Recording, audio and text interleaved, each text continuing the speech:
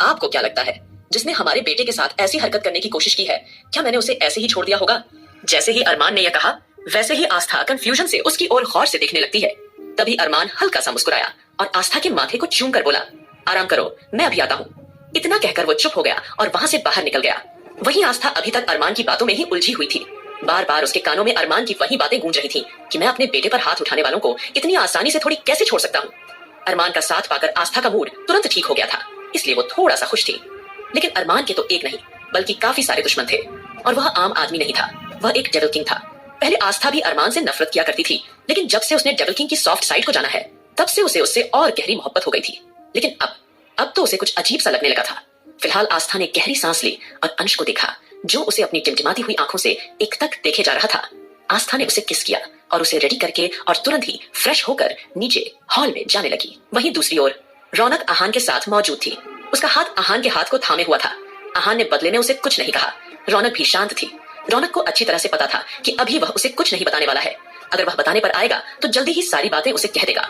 लेकिन फिलहाल वह पूरी तरह से खामोश था और रह रहकर उसकी आंखों के सामने से बार बार विवेक सिंघानिया का आना और उसका किडनैपिंग की बात को एक्सेप्ट करना और अरमान के सबसे बड़े दुश्मन ब्लैक डेविल से हाथ मिलाना, यही सब बातें उसके दिमाग में तूफान मचा रही थी।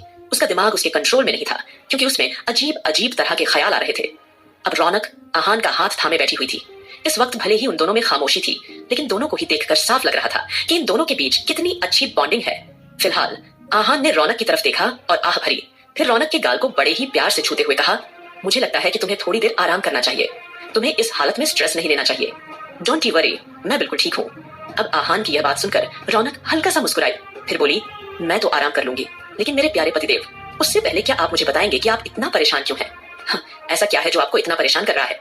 देखो, अगर किसी ने आपसे कुछ कहा है या कोई भी लफड़ा है तो आप मुझे दिल खोलकर बताओ। मैं अभी अपनी हॉकी बैट लेकर वहां पहुंच जाऊंगी, फिर उस शख्स को मार मार कर उसका वह हाल करूंगी कि उसे अपने जन्म लेने पर भी अफसोस होगा। बताओ मुझे, क्या हुआ है? किसने तुम्हें परेशान किया है? जैसे ही रौनक ने थोड़ा बिंदास अंदाज में यह सवाल पूछा, तो वैसे ही आहान हल्का सा मुस्कुराया और वो सिर हिलाकर हामी भरते हुए बोला, हाँ, मैं जानता हूँ कि मेरी बीवी एक नंबर की गुंडी है, लेकिन फिर भी मुझे प्राउड है अपनी बीवी पर। यह बोलकर उसने तुरंत ही रौनक के माथे को चूम लिया। ये सुनकर रौनक की मुस्कान और गहरी हो गई, फिर वो आहान के गले से लग गई और कुछ पल सोचने के बाद थोड़ा सीरियस टोन में बोली, डियर पतिदेव, अगर कुछ ऐसा है जो आपको परेशान कर रहा है तो मुझे भी बता दो, प्लीज मुझसे कुछ मत छुपाना। रौनक के मुंह से ये सुनते ही आहान ने गहरी सांस ली और रौनक के बालों को चूमते हुए बोला, अभी मैं सिर्फ अपनों के धोखे से परेशान हूँ। यह सुनते ही रौनक एकदम से चौंक गई और उसने कंफ्यूज्ड होकर आईब्रो सिकोड़ी। अगले ही पल ऊंची आवाज में बोली, व्हाट धोखा? किसने दिया है आपको धोखा? क्या हुआ है ऐसा आपके साथ? प्लीज मुझे बताइए। तब आहान ने आह भरते हुए गहरी सांस ली और जल्दी ही रौनक को सारी बातें बताना शुरू कर दिया था कि अंश की किडनैपिंग किसी और ने नहीं बल्कि उसी के अपने संगे चाचा विवेक सिंघानिया ने की थी। हालांकि वह विवेक से ज्यादा खास मिला नहीं था, लेकिन दादाजी के कहने पर वह उनसे कभी कभार बात कर लिया करता था। तब उसे यही लगता था कि परिवार के नाम पर उसके कोई चाचा जी है जो कि उसके आस पास ही कहीं रहते हैं, लेकिन उसने कभी नहीं सोचा था कि उसके चाचा के अंदर नफरत का गुब्बार भरा हुआ होगा। आहान ने फिर इमोशनल होकर आहिस्ता से कहा, मुझे कुछ समझ नहीं आ रहा है कि आखिरकार वह हमसे इतनी ज्यादा नफरत क्यों करते हैं? क्या रीजन है इस नफरत का? फिलहाल ये सब कहते हुए उसकी आंखें एक बार फिर भर आई थी, लेकिन ठीक उसी वक्त उसके फोन पर एक नोटिफिकेशन मिला। नोटिफिकेशन देखकर आहान के एक्सप्रेशन तुरंत ही बदल गए। वह रौनक की ओर एकदम से देखकर बोला, तुम आराम करो, मैं अभी आता हूँ। ठीक है, यह बोलकर बिना रौनक की बात सुने वह तुरंत कमरे से बाहर निकल गया। रौनक बस सोचती रह गई कि आखिर किसका मैसेज आया था कि वह इस तरह से बिना जवाब दिए बाहर निकल गया। वहीं दूसरी ओर आकाश, सुमित, ध्रुव सबके सब एक बार फिर तहखाने में मौजूद थे। वह सिंघानिया मैंशन का सीक्रेट तहखाना था जिसे आस्था और रश्मि के अलावा बाकी घर की किसी भी और लेडीज ने नहीं देखा था। फिलहाल वहां पर सभी नौकरों को एक लाइन में खड़ा किया गया था और सभी हाथ जोड़कर सर झुकाए खड़े हुए थे और वह सब सूखे पत्ते की तरह कांप रहे थे। लेकिन राजेश को उन सबसे अलग कर दिया गया था, क्योंकि अरमान भूलकर भी राजेश पर कोई शक नहीं कर सकता था, क्योंकि राजेश शुरू से ही उन लोगों के साथ था और वह उनका वफादार नौकर था। फिलहाल हॉल में अब सिर्फ घर की सभी लेडीज ही मौजूद थीं और सभी के चेहरे मायूसी छाई हुई थी। अक्सर जब आस्था उन लोगों के साथ नहीं होती थी, वे सभी मायूस सी हो जाया करती थीं। फिलहाल नानी माँ उन सबका लटका हुआ चेहरा देखकर एकदम से तंग आकर बोली, क्या बात है बिटिया, कम से कम तुम लोग आपस में तो बातें कर सकती हो ना। तुम सबको इस तरह से गुमसुम बैठे हुए देखकर हमें बहुत बुरा लग रहा है। आप जानती हैं, हम तो अपनी जवानी में कभी चुप नहीं रहे। अगर हमसे कोई बात नहीं करता था ना, तो हम जानबूझकर उनके सामने बात करने की कोशिश करते रहते थे, फिर थक हार कर सामने वाले को बोलना ही पड़ता था। पता है बिटिया, एक बार जब हमारा मोहल्ले वालों से झगड़ा हो गया तो कोई हमसे बात करने को तैयार ही नहीं था, और तभी हमने गली में बैठकर आस्था के दादा की बातें करना शुरू की तो मोहल्ले में जिनसे हमारा झगड़ा हुआ था वह सभी के सभी औरतें हमारे पास आकर बैठ गई थी और फिर तो वह भी अपने अपने पतियों की बुराइयां करने लग गई थी। मेरा यकीन जानो बिटिया, उस दिन तो हमें बहुत ही मजा आया। हमें पूरे मोहल्ले के पतियों के बारे में पता चला कि किस किस का पति कब क्या कर सकता है। ये बोलते हुए नानी माँ ठहाका मार के बेफिक्री से हंसने लगी। वही नानी माँ को बेबाकी से बोलते हुए देखकर राधिका के चेहरे पर छोटी सी मुस्कुराहट आ गई। राधिका खुश होकर मन में सोचने लगी, ये नानी माँ कितनी ज्यादा क्यूट है ना। कुछ ही समय में उन्होंने हमारी जिंदगी में एक ऐसा जादू सा कर दिया है कि अब हमें लगने लगा है कि यही हमारी सगी नानी है। इतना सोचने के बाद उसने आगे बढ़कर नानी माँ को गले से लगा लिया था और उनके माथे को चूम कर बोली, ओह नानी माँ, आप सचमुच बहुत ज्यादा ग्रेट हैं। आपका साथ पाकर ऐसा लगता ही नहीं है कि हमारा आपसे कोई सगा नाता नहीं है। राधिका की बात सुनकर रश्मि, एंजेल, साथ ही साथ वंशिका भी उठ खड़ी हुई और नानी माँ का हाथ पकड़कर बोली, हाँ नानी माँ, सचमुच हमें लगता ही नहीं कि आप सिर्फ आस्था की नानी है, बल्कि हम सबकी भी नानी है, एकदम सगी वाली। यह बोलकर सभी ने नानी माँ के हाथ को चूम लिया और यहाँ वहाँ की बातें करते हुए खिलखिलाकर हंसने लगी। वहीं एंजल भी अपनी टूटी फूटी हिंदी में बोलने की कोशिश की, यस नानी, मैं आपको पता है हमें शुरू से ही नैनी ने संभाला था, लेकिन आपका प्यार पाकर ऐसा लगता है कि वाकई दुनिया में माँ का प्यार है। ये सुनते ही नानी माँ ने खुश होकर बाकी सभी लड़कियों के माथे को चूम लिया और सभी को आशीर्वाद देते हुए बोली, मेरे बच्चों खुश रहा करो, इस उम्र में तुम सबके चेहरे पर उदासी बिल्कुल भी अच्छी नहीं लगती है। और हाँ, थोड़ा बन संबर के भी रहा करो, यह तुम लोगों ने अपना क्या हाल बना रखा है। नानी माँ ने उन सबको टोकते हुए कहा, क्योंकि घर में काफी सादगी वाला माहौल था तो सबने कैजुअल कपड़े पहन रखे थे, थोड़ा बहुत श्रृंगार, चूड़ियां किसी ने भी नहीं पहनी थी। नानी माँ सबको टोकते हुए हल्की नाराजगी से बोली, तुम लोगों ने अपना हाल देखा है, अगर तुम इस तरह से अपने पतियों के सामने घूमोगी तो तुम्हारे पति तुम्हें देखना बंद कर देंगे, समझी। जाओ, जाकर अच्छे से श्रृंगार करके आओ, थोड़ा तैयार रहा करो, तभी तो वो तुम्हें प्यार भरी नजरों से देखेंगे। और वैसे भी तुम्हारे पति ज्यादातर घर पर रहते हैं 24 घंटे, तो तुम्हें उनके सामने बन संवर कर अच्छे से तैयार रहना चाहिए। इतना कहकर नानी माँ चुप हो गई। नानी माँ की बातें सारी लड़कियां बड़े ही ध्यान से मन लगाकर सुन रही थीं। तभी रश्मि हिचकिचाते हुए मुस्कुराई, फिर बोली, लेकिन नानी माँ, आकाश का कहना है कि मैं उन्हें सादे कपड़ों में ही अच्छी लगती हूँ, तो इसीलिए मैं ये सादे कपड़े पहनती हूँ। तब एंजेल तपाक से मायूस होकर बोली, नानी माँ, मैं तो चाहे कैसे भी कपड़े पहन लूं, अविनाश जी तो मुझे चाहत भरी नजरों से देखते ही नहीं है। और आपको पता है, ये सारे सिक्योरिटी यहाँ पर जमा करने के बाद अविनाश जी पता नहीं कहाँ गायब हो गए और मेरा फोन तक नहीं उठा रहे हैं। तब नानी माँ ने बड़ी बड़ी आंखों से उन लोगों को आश्चर्य से देखा और एकदम से हंस पड़ी। फिर कुछ पल सोचते हुए मुस्कुराई और बेपरवाही से बोली, अच्छा अच्छा बिटिया, देखते नहीं है, ठीक है, जैसे हम कहते हैं वैसा करो। आज हम तुम सबको कपड़े देंगे, जो कपड़े हम देंगे वही कपड़े तुम सब पहनना, ठीक है। और वैसे भी हमने कुछ सोचा है कि क्यों ना हम जल्द से जल्द रौनक बिटिया की गोद भराई की रस्म करें, और रौनक बिटिया की गोद भराई की रस्म में सबका मूड भी ठीक हो जाएगा और घर पर जो यह मायूसी छाई हुई है यह भी काफी हद तक कम हो जाएगी। जैसे ही अब नानी माँ ने यह कहा, वैसे ही सब लड़कियों के चेहरे पूरी तरह से खिल उठे थे और वे एक दूसरे की ओर एक्साइटेड होकर देखने लगती हैं। क्या फंक्शन! एंजल तो एकदम से मुस्कुराई और चहकते हुए बोली, वाओ नानी माँ, फंक्शन! मुझे यकीन नहीं हो रहा है कि ऐसा भी कोई फंक्शन होता है। आपको पता है, मैंने इंडियन फंक्शन बहुत मिस किया और जब जब मैं यहाँ के अलग अलग फंक्शन के बारे में सुनती हूँ तो आप नहीं जानते कि मैं यहाँ के फंक्शन को अटेंड करने के लिए कितनी ज्यादा एक्साइटेड हो जाती हूँ। कहीं ना कहीं एंजल की बातों से एक्साइटमेंट साफ झलक रही थी। उसकी बातें सुनकर सभी का दिल एक्साइटमेंट से भर गया। इसलिए नानी माँ फिर हंसते हुए बोली, अब मेरी बात ध्यान से सुनो, अगर आप सबकी इजाजत हो तो क्यों ना हम सब आज शाम को ही गोद भराई की रस्म पूरी करें। ये सुनकर रश्मि बेचैन होकर फटाक से बोली, लेकिन नानी माँ, ये रस्म कैसे होगी? और फिर घर में सभी मर्दों को भी तो बताना होगा ना। ये सवाल सुनते ही नानी माँ अगले ही पल बेपरवाह अंदाज में बोली, ओफो बिटिया, लड़की की गोद भराई की रस्म में घर के मर्दों का क्या काम? गोद भराई की रस्म में सिर्फ लड़कियां ही शामिल होंगी और किसी भी लड़के की उस रस्म में एंट्री नहीं होगी सिवाय हमारे अंश के। और आज आप लोग वही कपड़े पहनोगे, स्पेशली वे कपड़े जो मैं आप लोगों को दूंगी। उनके मुंह से ये सुनते ही सारी लड़कियां नानी माँ की बातें कान लगाकर आगे सुनने लगी थी। लेकिन ठीक उसी वक्त एक अग्रेसिव आवाज वहां सुनाई दी, अरे वाह, आप लोगों ने कब से हमारे बिना ही प्लानिंग करनी शुरू कर दी। ये आवाज सुनकर एक पल के लिए सभी ठिठक गई और उस दिशा में कंफ्यूजन से देखने लगी। वहां पर आस्था अंश को गोद में लिए खड़ी हुई थी। अब आस्था को वहां देखकर सब लड़कियों के चेहरे एकदम से खिल उठे और आगे बढ़कर उन्होंने बड़ी बेताबी से अंश और आस्था को गले से लगा लिया था। फिर आस्था अंश को नानी माँ की गोद में देते हुए मुस्कुराई, फिर एकदम से बोली, नानी माँ, आइडिया तो बहुत अच्छा चुना है आपने, पर हम जानते हैं कि हमारी बेवकूफी की वजह से ही घर का माहौल कुछ उखड़ा उखड़ा सा हो गया है और हमें भी इस तरह का सन्नाटा बिल्कुल पसंद नहीं है। और गोद भराई की रस्म होगी तो वाकई बहुत मजा आएगा। और वैसे भी नानी माँ, आज आप हमें भांगड़ा करने से नहीं रोकेंगी, ठीक है? अब तो अंश भी धीरे धीरे बड़ा हो रहा है, इसलिए अब तो मैं जी भर के भांगड़ा कर ही सकती हूँ। अब जैसे ही आस्था ने यह कहा, वैसे ही सब लड़कियां मुस्कुरा दी थी और तभी रश्मि अपने माथे पर टेप करते हुए बोली, ओके ओके, भांगड़ा वगैरह तो कर लेना, लेकिन इस बार लड़का किसे बनाएंगे? हाँ, हम में से कोई एक लड़का बनकर डांस करेंगी, तभी तो माहौल जमेगा ना। अब रश्मि की बात सुनकर तुरंत सभी लड़कियां एकदम से कभी राधिका की ओर कभी वंशिका की ओर नटखट अंदाज में देखने लगती हैं। उनकी नजरों को भांपते हुए वंशिका ने तुरंत अपने हाथ खड़े कर दिए थे और अगले ही पल जोरों से चिल्लाई, नहीं नहीं, बिल्कुल नहीं, मुझे डांस वांस नहीं आता, मैं डांस नहीं कर सकती। वहीं राधिका ने भी तुरंत अपने हाथ जोड़कर डरी सहमी आवाज में कहा, नहीं नहीं भाई, मैं लड़का नहीं बनूंगी। भूल गए आप लोग पिछली बार जब रौनक लड़का बनी थी और हम सब लोग थोड़ा चिल आउट करने के लिए डांस कर रहे थे, सभी भाइयों ने किस तरह से बंदूक की नोक रौनक के माथे पर लगा दी थी। नहीं नहीं, बाप रे बाप, कितना खतरनाक मंजर था वह। मेरे दिमाग में अभी भी उसकी यादें ताजा हैं। नोक रौनक के माथे पर तान दी थी। ओह नहीं नहीं बाबा, कितना खतरनाक मंजर था वह। मेरे दिमाग में अभी भी उसकी यादें ताजा है। ये कहते हुए राधिका वह सीन याद करने लगी जब रौनक लड़का बनी थी और सरदार के वेश में थी और तीनों लड़कियों पर यानी कि राधिका, रश्मि और आस्था पर लड़का बनकर हाथ साफ कर रही थी और मजे से डांस कर रही थी। आहान और बाकी सबको गलतफहमी हो गई थी कि कोई लड़का मेंशन में घुसाया है और सबने आकर उसे बंदूक की नोक पर ले लिया था।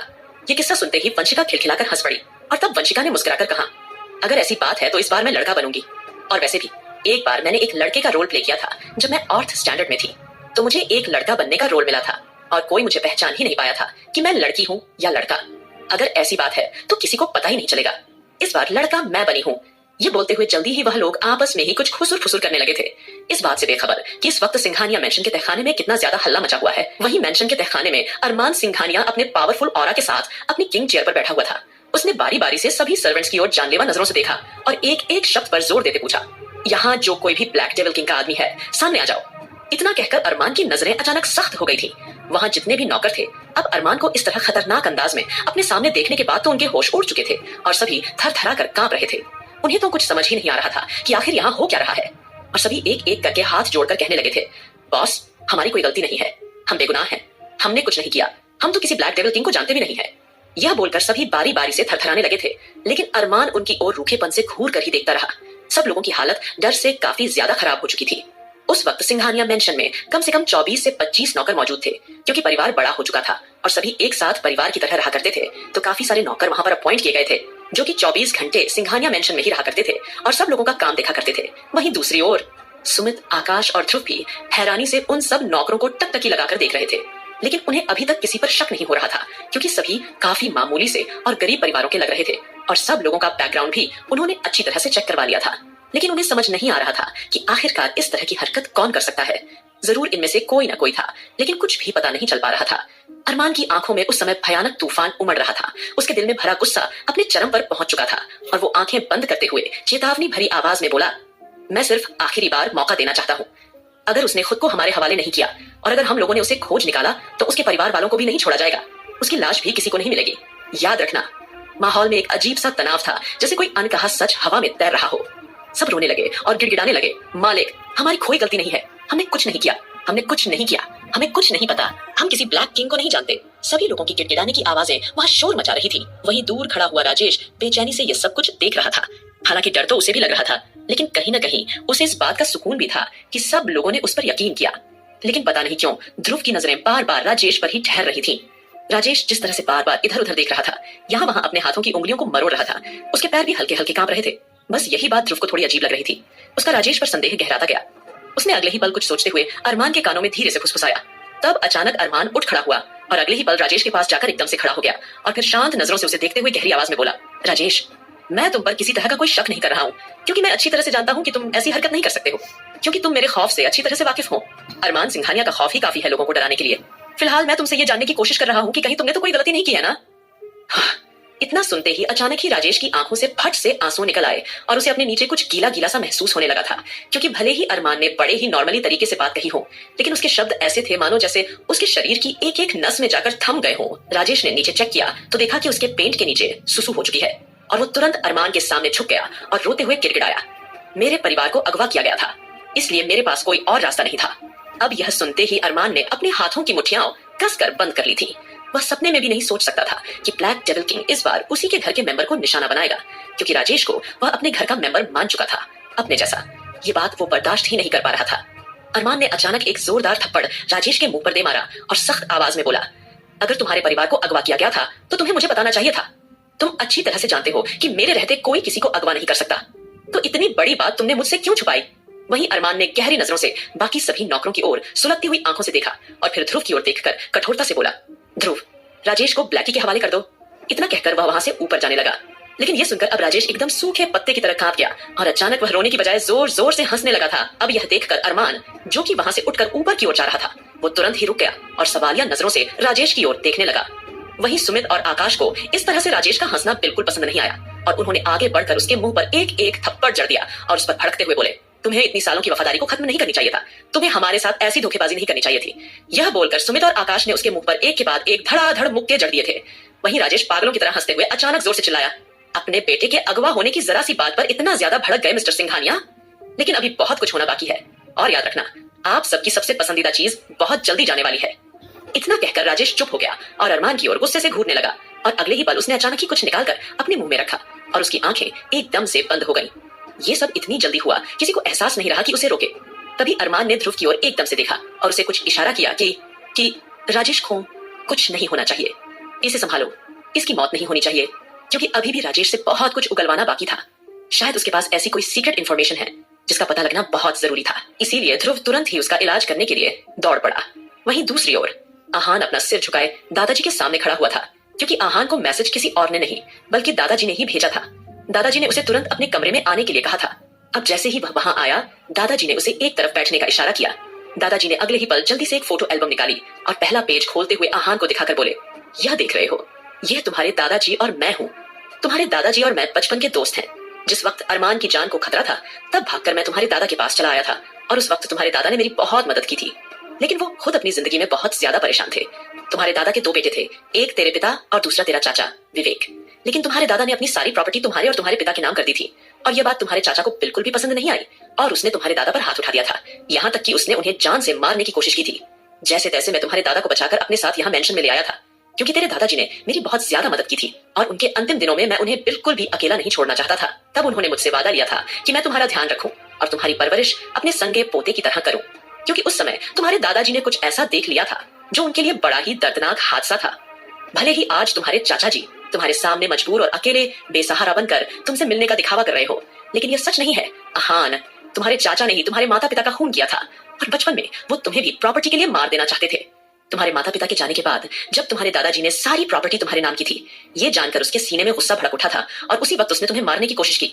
लेकिन सही वक्त पर तुम्हारे दादाजी ने उसे जेल की सलाखों के पीछे भिजवा दिया था, क्योंकि उस नालायक ने तुम्हारे माँ बाप का खून किया था और जैसे तैसे तुम्हें बचाकर तुम्हारे दादाजी ने मुझे सौंप दिया था पालने के लिए।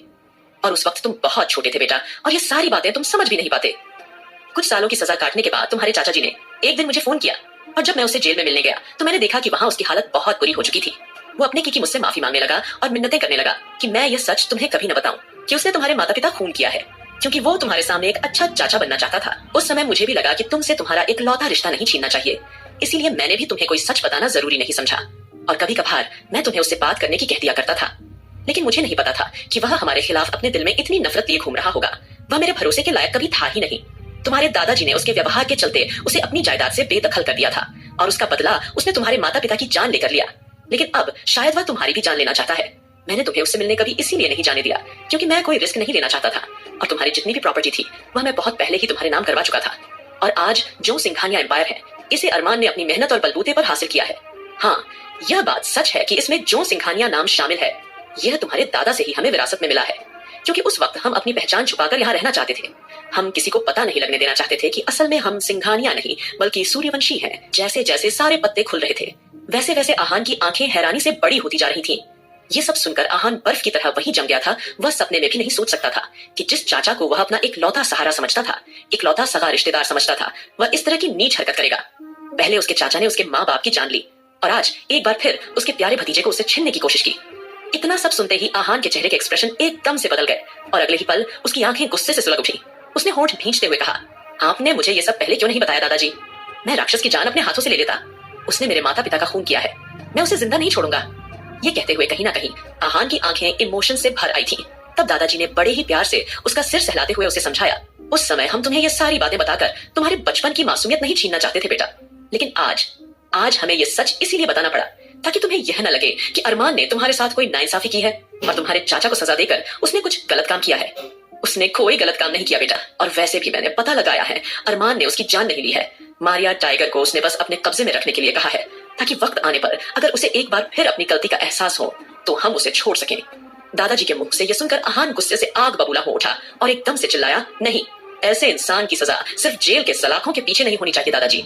आप मुझे सिर्फ थोड़ा टाइम दे दीजिए, मैं खुद वहां जाकर उसे विदेश में जान से मार डालूंगा।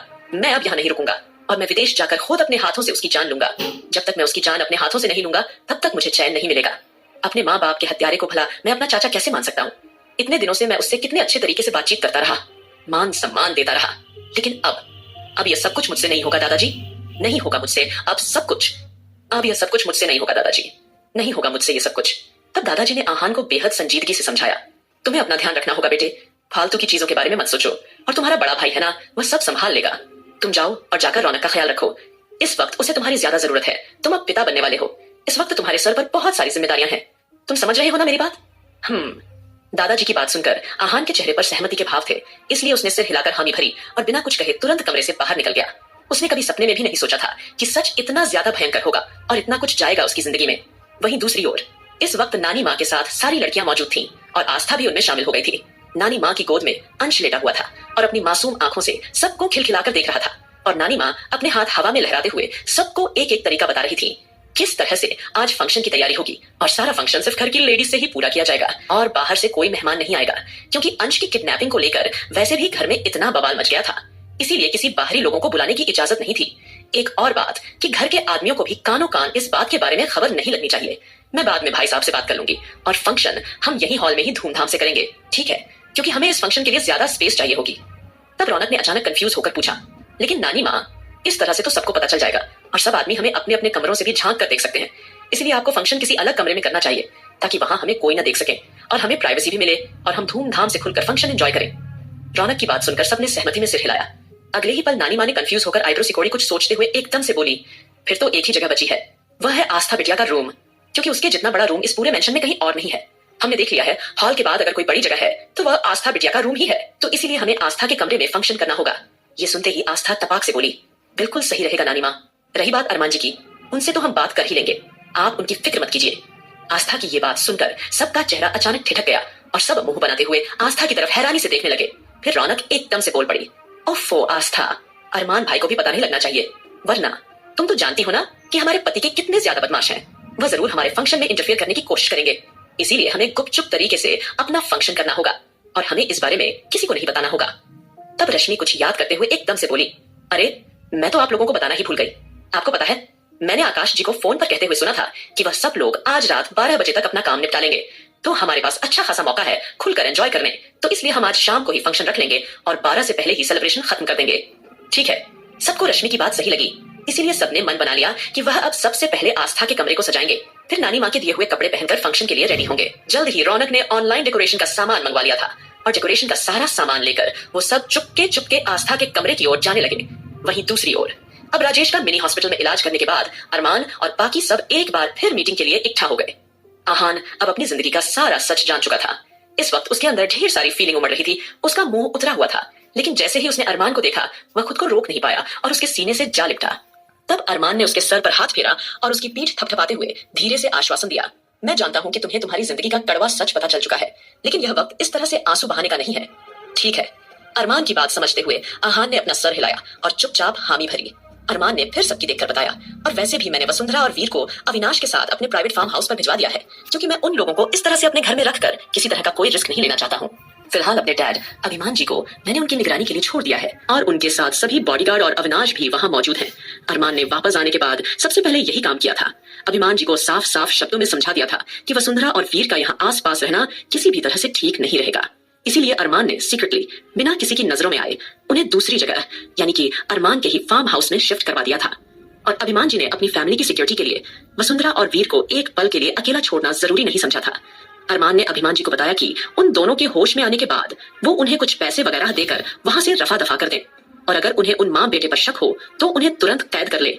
इसकी पूरी जिम्मेदारी अरमान ने अपने पिता को सौंपी थी, ताकि उसके पिता अपने ट्रॉमा डिप्रेशन से बाहर आए और अपने ऊपर कुछ जिम्मेदारी ले, ताकि उन्हें इस बात का एहसास हो कि वह अरमान के लिए कितनी अहमियत रखते हैं। इसलिए जानबूझकर अरमान ने यह जिम्मेदारी उन्हें सौंपी थी।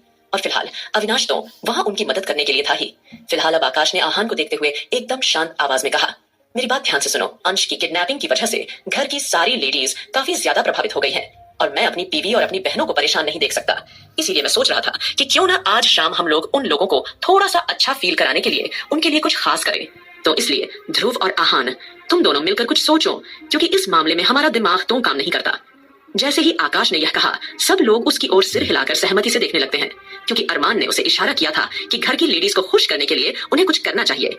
वैसे भी रश्मि और रौनक प्रेग्नेंट है इस हालत में उन लोगों का स्ट्रेस लेना किसी भी लिहाज से ठीक नहीं है। लेकिन थोड़ी देर बाद सभी लोग एक दूसरे की शक्ल नासमझी में देखने लगे, क्योंकि उन्हें समझ नहीं आ रहा था आखिर उन्हें ऐसा क्या करना चाहिए जिससे घर का माहौल पहले जैसा नॉर्मल हो जाए। अगले ही पल आहान ध्रुव के पास चला आया। उसे देखकर बेपरवाही से कंधे उचकाकर बोला, तू एक काम कर, तू अपना खुराफाती दिमाग लगाकर सोच कि अब घर की लेडीज को किस तरह से खुश किया जाए, ठीक है? तब तक मैं अपनी हवा हवाई से मिलकर आता हूँ। इतना कहकर वो आगे बढ़ गया। बाकी सब भी वहां से बाहर निकलने लगे, लेकिन जैसे ही वह वहां से बाहर आए उन्होंने देखा कि पूरा का पूरा हॉल खाली पड़ा है। अब आकाश रश्मि को अपने कमरे में ना पाकर पूरी तरह से दंग हो गया, और जैसे ही उसने यह देखा कि हॉल में भी कोई नहीं है बल्कि नानी माँ भी गायब हैं और दादाजी भी अकेले अपने कमरे से बाहर आ रहे हैं, तो उसके चेहरे पर हवाइयां उड़ने लगी। और आकाश को इतना परेशान देखकर सुमित, ध्रुव, आहान और अरमान भी वहां आ गए। जिस वक्त सभी के सभी नौकर चाकर अरमान के तहखाने में मौजूद थे और दादाजी भी अपने रूम में आहान के साथ थे, तो इसीलिए उस वक्त किसी को पता नहीं चला कि उन औरतों के बीच क्या खिचड़ी पक रही है और सभी घर की लेडीज इस वक्त कहाँ गई हैं। उन्हें तो ये भी नहीं पता कि वे सब अरमान सिंघानिया के कमरे में मौजूद थी और रूम साउंड प्रूफ होने की वजह से किसी को उन लड़कियों की चहकने की आवाजें तक नहीं सुनाई दे रही थी। अब आकाश ने उन लोगों की ओर सवालिया नजरों से देखकर अगले ही पल कहा, घर की सारी लेडीज कहाँ गई? रश्मि, वंशिका, रौनक, यहाँ तक कि राधिका और एंजेल, आस्था, नानी माँ, अंश, वह सब मुझे कहीं भी दिखाई नहीं दे रही हैं। किसी का कुछ पता नहीं चल पा रहा है। अब यह सुनकर तो दादाजी पूरी तरह से सकपका गए और वो एकदम से बोल पड़े, यह तुम कैसी बातें कर रहे हो बेटा? अभी थोड़ी देर पहले तो मैंने आस्था बिटिया को यही सबके साथ इस हॉल में ही बैठे देखा था, क्योंकि जिस वक्त दादाजी अपने कमरे में आहान से बातें करने के लिए जा रहे थे उससे पहले उन्होंने आस्था को बाकी सब लोगों के साथ बातचीत करते हुए देख लिया था। आस्था उस वक्त नानी माँ के साथ मौजूद थी, तो इसीलिए उन्होंने रैंडमली जैसे यह बताया। तो वैसे ही ये सुनकर अरमान का दिल धक से रह गया। अगले ही पल वो धीरे से रूखे अंदाज में बोला, ऐसा कैसे हो सकता है? जाओ जाकर घर का हर एक कमरा चेक करो, वो सब यहाँ से कहाँ जा सकती है? सब जल्दबाजी में दौड़ दौड़ कर अपने अपने कमरे की तलाशी करने निकल पड़े। अरमान इस वक्त हॉल में ही अकेला खड़ा रहा। किसी को भी अरमान का रूम चेक करने का आइडिया नहीं आया और सभी मुंह लटकाए वापस वहां आकर इकट्ठा हो गए। सबका चेहरा पूरी तरह से उलझन में था। कोई भी लेडीज घर पर नहीं है। कहीं उन लोगों के साथ कोई अनहोनी तो नहीं हो गई? कहीं ब्लैक टेबल की ने कोई चाल तो नहीं चल दी है? आकाश परेशान होकर कहा। उसकी आंखों में तनाव भरा था। यह सुनकर सबका दिल जोरों से धड़कने लगा और उन सबको अजीब सी बेचैनी ने घेर लिया। वो सपने में भी नहीं सोच सकते थे कि इस तरह से उनके घर की कोई भी लेडीज अचानक से गायब हो जाएंगी। सबकी हैरानी बहुत ज्यादा बढ़ चुकी थी और सब अविश्वास से एक दूसरे की शक्ल देखने लगे। उनके चेहरे पर परेशानी और बेचैनी के भाव साफ नजर आ रहे थे। वहीं आहान तो ये सुनकर तुरंत रो पड़ा। उसकी आंखों में तुरंत आंसू बहने लगे। वह रूंधे गले से बोला, मेरी बीवी तो प्रेग्नेंट है। वह खुद तो गायब हुई ही मेरे बच्चे को भी साथ ले गई और मेरा बच्चा भी गायब हो गया। अब आहान की बेतुकी बात सुनकर वो सब उसे आईब्रो सिकोड़कर घूरने लगे। आहान तुरंत उन सब की ओर देखकर एकदम से बोल पड़ा, ये क्या? बार बार आप लोग मुझे ऐसे मुंह बनाकर घूरते रहते हैं? मैं तो प्रैक्टिकल बात कर रहा हूँ। अगर मेरी बीवी गायब हो गई तो मेरा बच्चा भी गायब हो गया। प्लीज उसे कोई ढूंढो। अरमान भाई प्लीज फटाफट से अपनी फौज को लगाओ, मेरा बच्चा ढूंढो। अगर इस मामले में विवेक चाचा का कोई हाथ हुआ ना, इस बार मैं अपने हाथों से उनके टुकड़े टुकड़े कर दूंगा। जैसे ही आहान ने ये कहा वैसे ही वो सब उसे आश्चर्य से घूरने लगे। फिलहाल वो सब फटाफट से गाड़ियों की चाबी लेकर सड़कों पर अपने अपने रास्ते निकल चुके थे उन सब लड़कियों को खोजने के लिए। लेकिन इस बीच किसी को भी इस बात का ख्याल नहीं रहा कि एक बार वो अरमान के रूम में भी जाकर चेक कर लें। क्या पता कि उनके दिल का सुकून इस वक्त अरमान के रूम में ही मौजूद हो। किसी को भी इस बात का दूर दूर तक ख्याल नहीं रहा और सभी बेचैन होकर उन्हें खोजने के लिए निकल पड़े थे। वहीं अरमान का दिल बेहद जोर से धड़क रहा था। अंश और आस्था से वह थोड़ी देर पहले ही मिला था। उसने ही आस्था से कहा था कि वह चेंज करके जाकर नानी माँ से मिले और सबके साथ ऐसे खुशी के पल बिताए। लेकिन अब उसे खुद ही बुरा लग रहा था। उसे खुद पर बहुत ज्यादा गुस्सा आ रहा था। उसने गहरी सांस लेते हुए अपनी घबराहट और उसके दिल और दिमाग में उमड़ते हुए इमोशंस को संभाला। वहीं दूसरी ओर कमरे में पूरे कमरे को दुल्हन की तरह सजाने के बाद आस्था ने रौनक को खूबसूरत सा लाल रंग का जोड़ा पहनाकर रेडी कर दिया था और सबने मिलकर जल्द ही गोद भराई की रस्म स्टार्ट कर दिया। नानी माँ ने जल्द ही उसकी आरती करने के बाद बड़ा सा चंदन कुमकुम का टीका उसके माथे पर लगा दिया और उसे प्यार से कुछ फल, फ्रूट्स और मिठाइयां खिलाने लगी। और फिर सभी ने भी बारी बारी से रौनक को इस तरह से फल, फ्रूट्स, मिठाइयां खिलाई थी और उसकी गोद में कुछ नारियल वगैरह रख दिए थे और कुछ पैसे डाल दिए थे। सभी ने मिलकर रस्मों रिवाजों की तैयारी की थी। उसी हिसाब से सबने जो जो गिफ्ट्स लाए थे वो सब रौनक को मुस्कुराते हुए दे दिए। रौनक उस पल काफी ज्यादा एक्साइटेड हो गई थी और इस वक्त वो बहुत खुश नजर आ रही थी। ये सब कुछ कितना फीका फीका लग रहा है। प्लीज थोड़ा सा डांस वांस करो ना, ऐसे तो मजा ही नहीं आ रहा है, रौनक ने खुशी से एक्साइटेड होते हुए कहा। उसकी बातें सुनकर अगले ही पल सभी खिलखिलाकर हंस पड़ते हैं। फिर आस्था रौनक को छेड़ते हुए बोली, अरे रौनक तुम क्यों इतना परेशान हो रही हो? हम है ना डांस करने के लिए और आज हम ऐसा धमाल मचाएंगे कि देखना कितना मजा आएगा। और तभी नानी माँ एकदम से बोली, हाँ हाँ बेटिया आप सब धमाल मचा लेना, लेकिन उससे पहले खुद का थोड़ा सा मेकअप वगैरह अच्छे से कर लो। सभी ने नानी माँ के दिए हुए कपड़े तो पहले ही पहन लिए थे। नानी माँ ने सभी लड़कियों को एक जैसे कपड़े दिए थे। उन्होंने आस्था को पचरंगी कलर का लहंगा चूड़ी दिया था। पचरंगी कलर का ही राधिका को, एंजेल को और रश्मि को भी सेम कलर दिया गया था।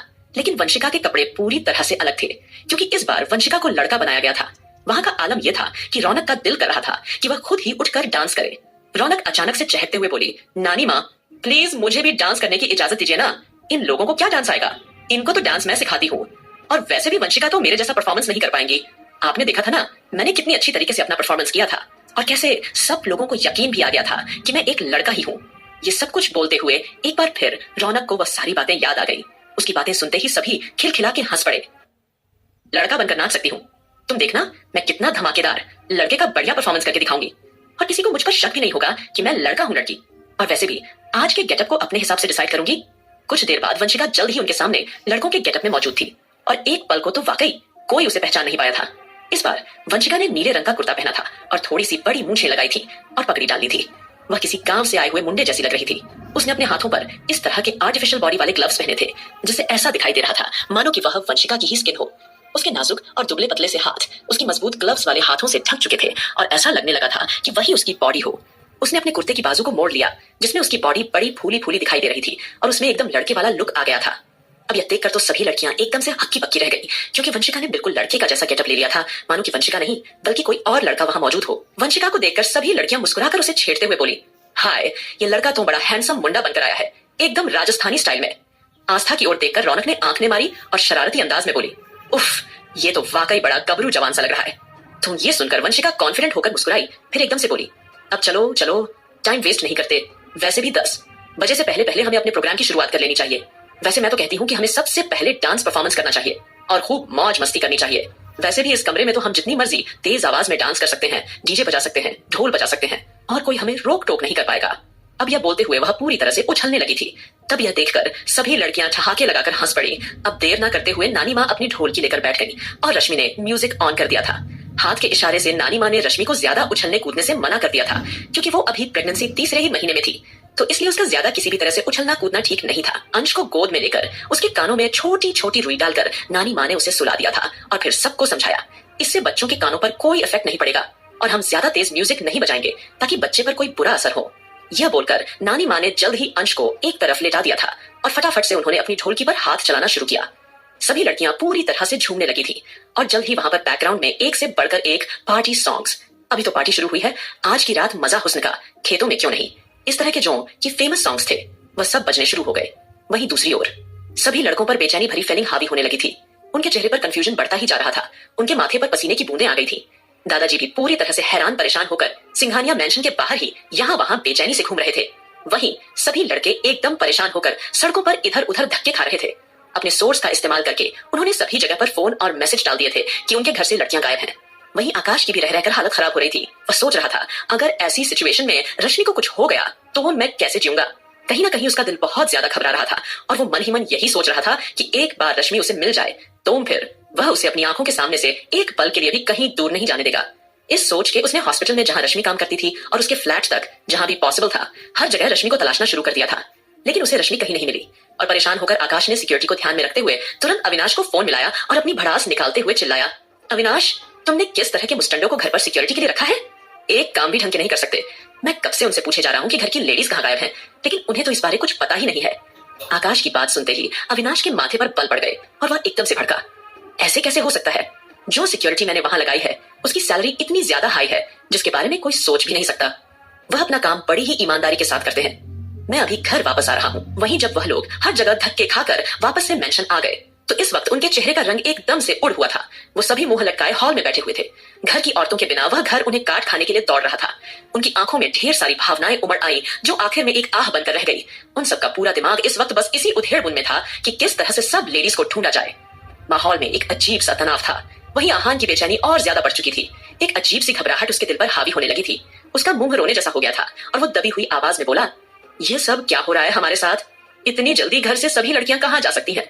मेरी प्यारी भाभियों को मैंने आज ही तो गले से लगाया था, आज ही तो उन्होंने मुझसे लाड़ प्यार जताया था। ये सब अचानक से क्या हो गया? और मेरी बीवी वो कहाँ गायब हो गई? अब मेरे बच्चे का क्या होगा? कहीं मेरा बच्चा दुश्मनों के घर पैदा हुआ तो मैं क्या करूंगा? और अगर वह ब्लैक किंग को देखते हुए पला बड़ा तो? नहीं नहीं, मैं ऐसा कभी नहीं होने दूंगा। मैं अपने बच्चे को अपने सामने पलते हुए देखना चाहता हूँ ताकि वो अरमान भाई के जैसा डेविल ना बने। अब मैं क्या करूं? उन्हें कहाँ ढूंढूं? मुझे तो कुछ समझ ही नहीं आ रहा है।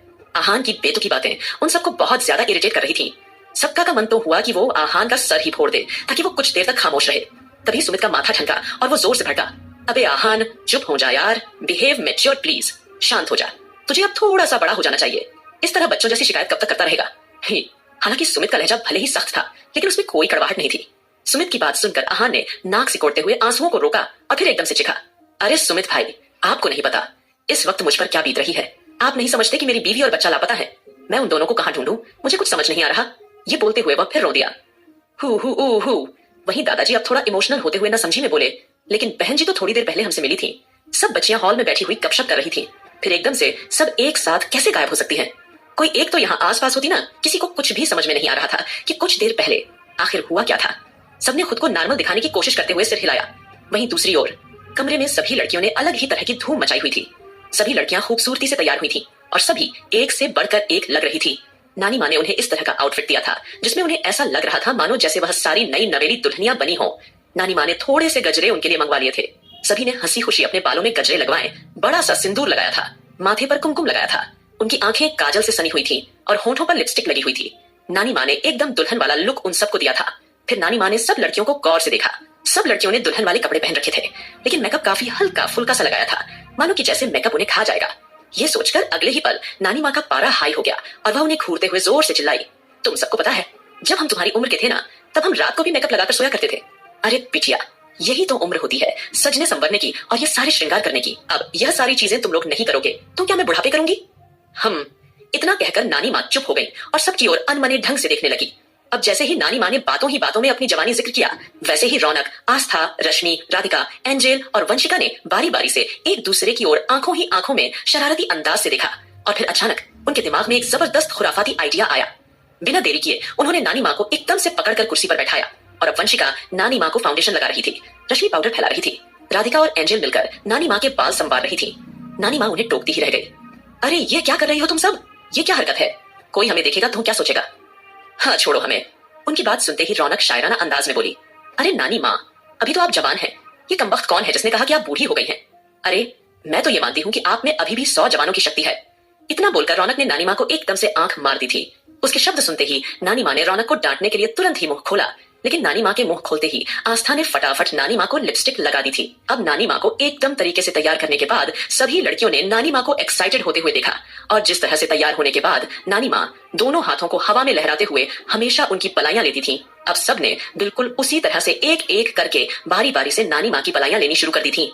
वहीं नानी माँ ने सबको नाराज नजरों से घूर कर देखा और अगले ही पल उन्हें मुंह बनाते हुए फटकारा, तुम लोगों ने ये बिल्कुल ठीक नहीं किया, मैं तुम सबको नहीं छोड़ूंगी।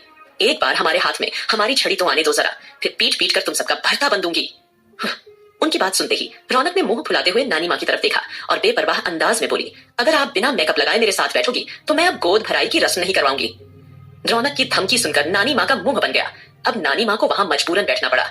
अगले ही पल वो रौनक को देखते हुए हल्की नाराजगी से बोली, बड़ी बदमाश हो गई हो तुम, अच्छी तरह से समझ गई हो कि अपनी नानी माँ को किस तरह से अपने झांसे में लेना है। ये बोलते हुए नानी माँ के चेहरे पर मुस्कान और एम्बैरेसमेंट दोनों एक साथ नजर आ रही थी। रौनक ने तुरंत मुस्कुराकर नानी माँ को गले से लगा लिया था और फिर अचानक देखते ही देखते एक बार फिर उन लोगों ने पार्टी सॉन्ग्स के गानों पर धीरे धीरे थिरकना शुरू कर दिया था। इस बात से अनजान कि उनके पतिदेव, जो कि रात के करीब 9 बजे ही वापस सिंघानिया मेंशन आ गए थे और वो इस वक्त उनकी यादों में मजनू बन बैठे थे, क्योंकि अब तक ना तो उनके किसी आदमी को कोई सुराग मिला था, ना ही सिंघानिया मेंशन से किसी भी लेडीज को घर से बाहर जाते हुए देखा गया था। अब उन्होंने सिक्योरिटी फुटेज भी चेक कर ली थी, लेकिन कहीं से उन्हें कोई कुछ सुराग नहीं मिला, क्योंकि सिक्योरिटी कैमरा सिर्फ हॉल में लगा हुआ था और हॉल से भी किसी लड़की को बाहर जाते हुए फुटेज में नहीं देखा गया था। तो सभी लड़कों के दिमाग ने पूरी तरह से काम करना बंद कर दिया था। उनका दिमाग उनके कंट्रोल में नहीं था, क्योंकि उसमें अजीब अजीब तरह के ख्याल आ रहे थे। वहीं आहान तो एकदम गुमसुम बैठा था और रह रहकर वह यही सोच रहा था कि अगर कहीं उसके बच्चे को कुछ हो गया तो उसके हवाई के सपनों का क्या होगा। कहीं ना कहीं ये सोचते हुए वो एक बार फिर चिल्ला चिल्ला कर रो पड़ा। वहीं ध्रुव को भी वंशिका की फिक्र होने लगी थी, क्योंकि वंशिका का भी कहीं कुछ अता पता नहीं चल रहा था। आकाश का भी यही हाल था, उसकी बीवी प्रेग्नेंट थी और अपनी बीवी को वह किसी भी हाल में नहीं खो सकता था। आखिर वो उसकी बचपन की मोहब्बत थी, उसकी पूरी दुनिया रश्मि में ही बसती थी। सभी अपनी अपनी बीवियों से बहुत प्यार करते थे।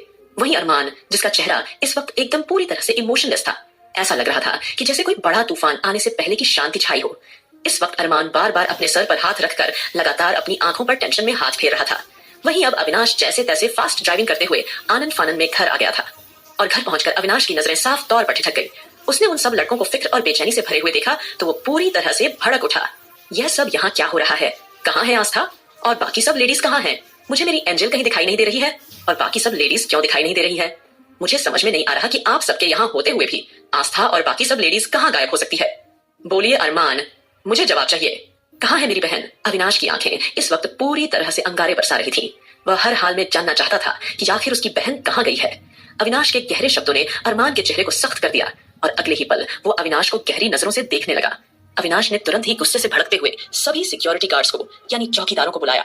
उसने हर एक गार्ड्स को कमरे के बाहर तैनात कर रखा था। सिक्योरिटी गार्ड्स सिर झुकाकर अविनाश के सामने आकर खड़े हो गए। अविनाश ने बारी बारी से उन सबको गुस्से भरी आंखों से देखा। इस वक्त अविनाश का चेहरा गुस्से में तमतमाया हुआ था। उसने गुस्से से सभी पर चिल्लाते हुए कहा, तुम लोगों की निगरानी में इस तरह से भला आस्था और बाकी सब घर की औरतें कहाँ गायब हो सकती हैं? बोलो, जवाब दो मुझे।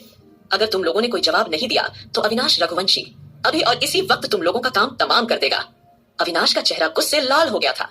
अविनाश का चेहरा गुस्से लाल हो गया था। उसने बहुत सारे पैसे खर्च करके बेस्ट सिक्योरिटी टीम हायर की थी, लेकिन उनकी निगरानी में घर की किसी भी औरत का पता नहीं चल रहा था। यह बात वह बर्दाश्त नहीं कर पा रहा था। तभी सभी सिक्योरिटी गार्ड इसके बाद दबी हुई और धीमी आवाज में बोले, सर, हमारी कोई गलती नहीं है। जहां जहां आपने हमें तैनात किया था उसी कमरे में हम तैनात थे। उस कमरे से कोई भी बाहर नहीं निकला और न ही कोई कहीं बाहर गया है। हम पूरी तरह से उसी कमरे के अंदर रहने वाले मेंबर्स के लिए ड्यूटी कर रहे थे। उनकी बातें सुनकर अविनाश चौंक गया और फिर अरमान की तरफ मुड़ा और गुस्से में दांत भींच कर उससे बोला, अरमान, आखिर तुम्हारे घर में हो क्या रहा है? पहले इस घर में से मेरा भांजा गायब हुआ, उसका कुछ पता नहीं चला, और अब मेरी बहन, नानी माँ, मेरी बीवी, बाकी सबकी बीवियां भी गायब हैं। आखिरकार हो क्या रहा है यहाँ पर? वहीं दादाजी बड़े ही गौर से सारी बातें सुन रहे थे और वो अपना दिल थाम कर बैठे हुए थे। उन्हें भी अब अजीब सा डर सताने लगा था। उन्होंने निराश होकर मन ही मन सोचा कि ना जाने क्या हो गया है मेरे हंसते खेलते परिवार को। वहीं अरमान के लिए अब इस तरह से एक जगह बैठ पाना काफी ज्यादा मुश्किल हो चुका था। अरमान का चेहरा अचानक बदल गया। उसने दांत भींचे और आकाश को घूरते हुए बोला, हम अभी इस वक्त ब्लैक डेविल पर हमला करेंगे, तैयारी करो, तब तक मैं अपना जरूरी हथियार लेकर आता हूँ। यह बोलते हुए अरमान बड़ा ही खतरनाक लग रहा था। इस बार अरमान का डेविल किंग का अंदाज खुलकर सामने आया था। कहीं ना कहीं अरमान को लगा था कि जिस तरह से अंश को उसी के मेंशन से उठाया गया था, बिल्कुल उसी तरह एक बार फिर घर की औरतों को अगवा कर लिया गया है। इसीलिए अरमान अब ब्लैक डेविल पर हमला करना चाहता था। इसलिए देर न करते हुए उसने अपने कमरे की ओर कदम बढ़ा दिए थे, क्योंकि वह जो लोगों को मारने के लिए अपना स्पेशल हथियार इस्तेमाल किया करता था, इस वक्त वो हथियार उसी के कमरे में मौजूद है। वही अरमान को जाते हुए देखकर अविनाश आंखों में गुस्सा लिए कड़क आवाज में बोला, मिस्टर सिंघानिया, आप ब्लैक डेविल पर हमला करें या फिर किसी देश को मिटा दें, मुझे इससे कोई मतलब नहीं है। मैं सिर्फ इतना कहना चाहता हूँ कि मुझे मेरी बहन सही सलामत चाहिए। एक और बात, आस्था के वापस मिलते ही मैं उसे लेकर ऑस्ट्रेलिया चला जाऊंगा। अविनाश के शब्द सुनते ही अरमान ने अपने हाथों की मुट्ठियों को कसकर भींच लिया था और वह बिना अविनाश की बात का कोई रिस्पॉन्स किए लंबे लंबे कदम भरता हुआ अपने कमरे की ओर जाने लगा था। वहीं अरमान जैसे ही अपने कमरे के बाहर पहुंचा, उसने देखा कि उसका दरवाजा लॉक था। ये देखकर अचानक अरमान के माथे पर बल पड़ गए। अगले ही पल उसने दरवाजे को आश्चर्य से देखा, क्योंकि अक्सर वो कुछ जरूरी काम होने पर ही बायोमेट्रिक लॉक का इस्तेमाल किया करता था, लेकिन आज दरवाजा नॉर्मली अंदर से लॉक था। इसलिए यह बात उसे एकदम हैरान कर गई और अरमान के चेहरे हाव भाव एकदम से बदल गए। उसकी आंखों में हल्की सी उलझन थी, उसके चेहरे पर चिंता साफ नजर आ रही थी। अहान, उसने थोड़ी ऊंची आवाज में अहान को पुकारा। जैसे ही अहान ने अपना नाम अरमान के मुंह से सुना, वैसे ही वो एकदम से हड़बड़ा गया। अहान के साथ साथ ध्रुव, आकाश, सुमित और अविनाश तुरंत ही सीढ़ियों की ओर एकदम से हैरान होकर देखने लगे और देर न करते हुए वो लोग फटाफट से अरमान के ठीक पीछे जाकर खड़े हो गए थे। तभी अरमान ने अहान को आईब्रो उचकाते हुए सवालिया नजरों से घूरा और एकदम से कड़क आवाज में बोला, क्या तुमने मेरे रूम में बायोमेट्रिक लॉक लगाया है या फिर किसी और ने? क्या तुम में से किसी ने यहाँ लॉक के साथ छेड़खानी की है? अरमान के मुंह से ये सवाल सुनते ही वहां की हवा जैसे ठहर सी गई। सब लोग कंफ्यूजन से एक दूसरे की शक्ल ना समझी में देखने लगे थे और सभी ने एक साथ जवाब दिया, नहीं नहीं, हमने तो कोई लॉक वॉक नहीं लगाया। तभी आकाश अचानक बोल पड़ा, अगर हम में से किसी ने लॉक नहीं लगाया तो दरवाजा अंदर से बंद कैसे हो सकता है? ये कैसे पॉसिबल है? इसका मतलब साफ है, घर की लेडीज कहीं अंदर तो नहीं। जैसे ही आकाश ने अंदाजा लगाते हुए ये कहा, वैसे ही अविनाश एकदम से बोल पड़ा, आप सभी ने सारे रूम अच्छी तरह से चेक कर लिए थे ना? तभी अहान हाँ ने गर्दन हिलाते हुए फट से बोला, हाँ, हमने मेंशन के सभी रूम को अच्छी तरह से चेक कर लिए थे, लेकिन अरमान भाई का रूम हमने चेक नहीं किया था, क्योंकि बेसिकली उस कमरे में कोई नहीं जाता है और अरमान भाई की इजाजत के बिना हम वहां नहीं जाते। बस इतना सुनते ही सभी एक दूसरे को हैरानी से देखने लगते हैं। वहीं दादाजी भी उनके पीछे पीछे अब तक धीरे धीरे सीढ़ियां चढ़कर ऊपर आ गए थे और उन सबको बातों में उलझे हुए देखकर वो एकदम से भड़के। अब तुम सब यही दरवाजे पर खड़े रहकर सवाल जवाब करते रहोगे या एक बार दरवाजा खोलकर चेक करोगे? आखिर अंदर चल क्या रहा है? क्या वाकई रूम में कोई भी या नहीं है? हमें तो वैसे ही घबराहट हो रही है। अब दादाजी की बात सुनकर सबने सहमति में सिर हिलाया और अरमान ने तुरंत बायोमेट्रिक का इस्तेमाल करते हुए दरवाजा ओपन करने की कोशिश की। और जैसे ही उसने दरवाजा ओपन किया तो अंदर का नजारा देखकर सबकी आंखें हैरानी के मारे फटी की फटी रह गई थी, क्योंकि वो अरमान का कमरा कम और किसी शादी का मैरिज हॉल ज्यादा लग रहा था। वहां पर फूलों के साथ सजावट की गई थी। हर तरफ से भीनी भीनी खुशबू आ रही थी। और सभी लड़कियां वहां पर बेपरवाही से डांस करती हुई नजर आ रही थी और ऊपर से नानी माँ एकदम फिल्मी स्टाइल में वहां बैठी हुई ढोल की बजा रही थी। ये नजारा देखकर तो उन सबकी आईब्रो एकदम से सिकोड़ गई और अब सब उन्हें अविश्वास से भरी नजरों घूरने लगे। वहीं आकाश की नजरें रश्मि पर जाकर ठहर गई थीं, सुमित की राधिका पर और ध्रुव की नजरें यहाँ वहां वंशिका को तलाशने लगी थीं, लेकिन उसे उसकी बीवी कहीं भी दिखाई नहीं दी, इसलिए वह थोड़ा सा परेशान हो गया था। वहीं उनकी नजर जैसे ही रौनक पर पड़ी तो उन्होंने देखा कि रौनक ने रेड कलर की चुन्नी ओढ़ी हुई बैठी थी और उसके सामने कितने सारे फल, फ्रूट और मिठाइयां साथ ही नारियल वगैरह रखे हुए हैं। ये सिचुएशन देखकर उन्हें कुछ समझ नहीं आ रहा था कि यहाँ हो क्या रहा है, इसलिए उनके चेहरे पे आश्चर्य के भाव उभर आए और सबने एक दूसरे को कंधे उचकाते हुए ना समझी देखा। फिर उन सब लड़कियों को वापस हैरानी से देखने लगते हैं। वही आहान कंफ्यूज होकर उन्हें एक तक देखने लगा और अचानक अगले ही पल उसने दादाजी की तरफ देखकर एकदम से सवाल पूछा, दादाजी ये सब यहाँ क्या हो रहा है? सारे घर की लेडीज तैयार होकर अरमान भैया के रूम में छुपकर शादी कर रही हैं और हमें बुलाया भी नहीं। जैसे ही आहान ने ना समझी ने यह सवाल किया तो वैसे ही सब उसे ऐसे देखने लगे जैसे किसी बेवकूफ को देख रहे हो। वहीं आहान फिर बात संभालते हुए मुंह बनाकर हंसा और मजाकिया अंदाज में बोला, ओह शी, सॉरी, लड़कियों की शादी आपस में ऐसे कैसे हो सकती है? मैं तो सिर्फ ये पूछ रहा हूँ कि ये सब कमरे में गाना बजाकर बेपरवाही से इतना डांस क्यों कर रही है और ये इस तरह से एंजॉय कर रही है जैसे किसी की बारात में आई हो। और अरमान भाई के कमरे को इन लड़कियों ने क्या से क्या बना दिया है। उफ, और सारी लड़कियां कितनी बेखौफ नजर आ रही हैं, किसी को बिल्कुल भी डर नहीं की। अगर अरमान भाई को पता चला तो क्या होगा? वहीं ध्रुव की नजर लगातार इधर उधर वंशिका को ही खोज रही थी। वहीं अरमान की नजर तो आस्था पर जाकर टिक गई थी। आस्था के बालों में लगे हुए खूबसूरत गजरे को देखते ही उसका गुस्सा पल भर में छू मंतर हो गया था। उसके मन में हल्की सी हलचल होने लगी थी। सभी लड़के जो कि खुद अपनी अपनी बीवियों का मूड ठीक करना चाहते थे, उनके लिए कुछ स्पेशल सरप्राइज प्लान करना चाहते थे, लेकिन ये देखकर कि उन्होंने अपने लिए ऑलरेडी खुद ही सरप्राइज प्लान कर लिया है तो ये सोचकर सभी के चेहरों पर अपने आप हल्की सी मुस्कुराहट आ गई थी। वहीं राधिका को देखने के बाद तो सुमित का दिल जोरों से धड़क रहा था। वहीं अविनाश भी चुपके से एंजेल को प्यार भरी नजरों से घूरने लगा था, क्योंकि थोड़ी देर पहले उसने अरमान को ज्यादा ही भला बुरा सुना दिया था, इसलिए वो थोड़ा शर्मिंदा भी हो गया था। ये सिचुएशन किसी समझ नहीं आ रही थी, लेकिन नानी माँ और सभी लड़कियों को सही सलामत देखकर सबने चैन की सांस ली। वहीं दादाजी तो एक पल में ही पूरी तरह से हल्के फुल्के हो गए थे और जैसे ही दादाजी की नजर नानी माँ पर पड़ी तो वैसे ही वह अब खुद को रोक नहीं पाए और ठहाके लगाकर हंस पड़े, क्योंकि सारी लड़कियों ने मिलकर नानी माँ के चेहरे पर फुल मेकअप कर दिया था, जिसकी वजह से उनका स्टाइल ही चेंज हो गया था। दादाजी को हंसते हुए देखकर सभी लड़कों ने राहत की सांस ली थी, क्योंकि थोड़ी देर पहले ऐसा लग रहा था मानो दादाजी को किसी भी पल कुछ भी हो सकता है। फिलहाल उनका हंसता हुआ चेहरा देखकर सबने चैन की सांस ली। वहीं दूसरी ओर किसी भी लड़की को अपनी मौज मस्ती में इस बात का एहसास नहीं रहा कि इस वक्त लड़कों की पूरी गैंग उन्हें ही तीखी नजरों से घूर कर देख रही है, क्योंकि सबने म्यूजिक तेज कर रखा था और अरमान के रूम से म्यूजिक का शोर बाहर नहीं जा सकता था, तो इसीलिए वो इस बात का पूरी तरह से फायदा उठा रही थी और बेपरवाह अंदाज में नाच रही थी। वहीं वंशिका जो कि लड़के के वेश में वहां मौजूद थी, अब उसने बीच बीच में गोल गोल घूमकर सभी लड़कियों पर हाथ साफ करना शुरू कर दिया। कभी आस्था को घुमाता तो कभी रश्मि को, कभी रौनक के माथे को चूम लेता तो कभी उन सब लड़कियों की पतली कमर पर हाथ फेरता। उसके इस तरह छेड़ने से उन सभी लड़कियों को कुछ अलग ही तरह की गुदगुदी हो रही थी। अंदर ही अंदर कहीं ना कहीं उनके पेट में तितलियां उड़ रही थी और सभी वंशिका के कैरेक्टर्स पर जोर जोर से हंस भी रही थी और उसके साथ बेफिक्री से डांस भी कर रही थी। वहीं वंशिका ने कैरेक्टर के अकॉर्डिंग जैसे ही मैं झट यमला पतला दीवाना वाला गाना बजा तो वह पूरी तरह से फॉर्म में आ गई थी और एक एक लड़की को घुमा घुमा कर उनके साथ बेपरवाही से डांस कर रही थी। ये सब कुछ बड़ा ही फिल्मी और बड़ा ही मनोरंजक लग रहा था, लेकिन ध्रुव की आंखें बेचैनी से भरी हुई थी, क्योंकि उसे अभी तक उसकी बीवी कहीं भी दिखाई नहीं दी। तो उसे रह रहकर डर सता रहा था कि कहीं वह उसे छोड़कर तो नहीं चली गई। वंशिका को वहां न देखकर उसकी आंखें भरने के लिए तैयार थी। वह सोच रहा था काश वंशिका भी इन सब के साथ होती तो वह भी इसी तरह से एंजॉय करती।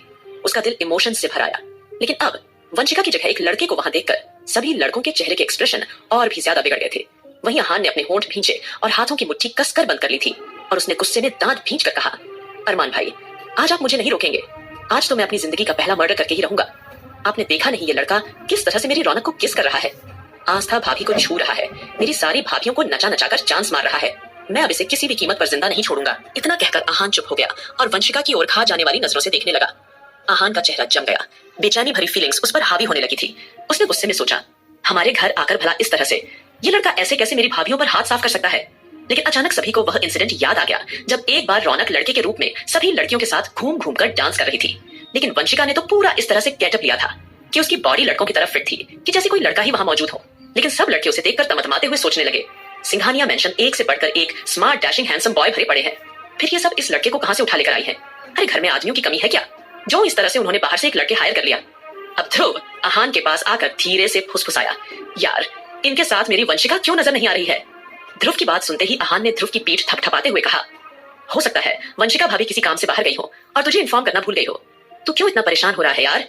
फिलहाल हमें इस बात पर ध्यान देना चाहिए कि इस मुस्टंडे का हम क्या करें। तुमने देखा नहीं आज इन लड़कियों ने कितनी हिम्मत दिखाई है। अरमान भाई के रूम में एक लड़का हायर कर लिया है और ये काम किसी और ने नहीं बल्कि मेरी रौनक का किया कराया होगा। जिस तरह से वह खाना ऑनलाइन ऑर्डर करती है, जरूर इस बंदे को भी उसने ऑनलाइन डेटिंग ऐप से ऑर्डर कर लिया होगा और यहाँ बुलाकर इसके साथ मौज मस्ती कर रही है। अब जैसे ही अरमान ने उस बंदे को गुस्से भरी आंखों से एक तक देखना शुरू किया तो वैसे ही अरमान की आंखें एकदम से सख्त हो गई और उसका चेहरा गुस्से से लाल हो गया। वहीं वंशिका जो लड़के के रूप में वहां मौजूद थी वह कहीं से भी लड़की नहीं लग रही थी। उसने पूरा गेटअप लड़कों जैसा लिया था, इसीलिए अब अरमान का ध्यान भी अब सिर्फ उसके हाथ पर था, जिस हाथ से वंशिका ने आस्था यानी उसकी खूबसूरत सी पत्नी उसको छुआ था। अब ये देखकर अरमान की आंखें गुस्से से लाल हो चुकी थी। अब जैसे ही बाकी सबका ध्यान अरमान पर गया तो वैसे ही वह सब एक पल के लिए ठिठक गए और थोड़ा सा परेशान होकर उसे गौर से देखने लगे। लेकिन आज वो उसे रोकना भी नहीं चाहते थे। वो तो खुद चाहते थे कि अरमान आज इस मुस्टंडे को सबक सिखाने में अपना पूरा डेविल किंग वाला रूप दिखा दे। कम से कम तब जाकर उन लोगों के दिल को सुकून मिलेगा, क्योंकि वंशिका लड़का बनकर राधिका, रश्मि, एंजेल, आस्था सभी लड़कियों पर अच्छा खासा हाथ साफ कर रही थी। तो ये देखकर उनके चेहरे के एक्सप्रेशन और भी ज्यादा बिगड़ रहे थे। अरमान अब खुद को रोक नहीं पाया और तुरंत वो कमरे के अंदर दाखिल हुआ। जैसे ही वंशिका आस्था के पास घूम कर आई और एक बार फिर उसने आस्था को गले से लगाकर डांस करते हुए उसके गालों पर किस किया और उसकी पतली कमर को भी छू लिया, तो जैसे ही वंशिका आस्था के पास घूम कर आई और एक बार फिर उसने आस्था को गले से लगाकर डांस करते हुए उसके गालों पर किस किया और उसकी पतली कमर को भी छू लिया, तो अरमान के लिए वहां रुके रहना मुश्किल हो चुका था। अरमान ने पटकर वंशिका हाथ कसकर पकड़ लिया और गुस्से भरी नजरों से उसे घूरने लगा। अरमान के वहां अचानक आ जाने पर सब लड़कियों की सिट्टी पिट्टी गुम हो गई और उनके चेहरे पर हवाइयां उड़ने लगी। वहीं अरमान के साथ साथ आकाश, सुमित, ध्रुव और अविनाश, साथ दादाजी भी किसी अनहोनी के डर से अरमान को संभालने के लिए वहां पहुंच गए थे, क्योंकि वो सब अरमान के चेहरे पर खतरनाक एक्सप्रेशंस देख चुके थे। वे सब जानते थे अगर आज उन्होंने अरमान को नहीं रोका तो कहीं वह गुस्से में कुछ ऐसा वैसा ना कर दे।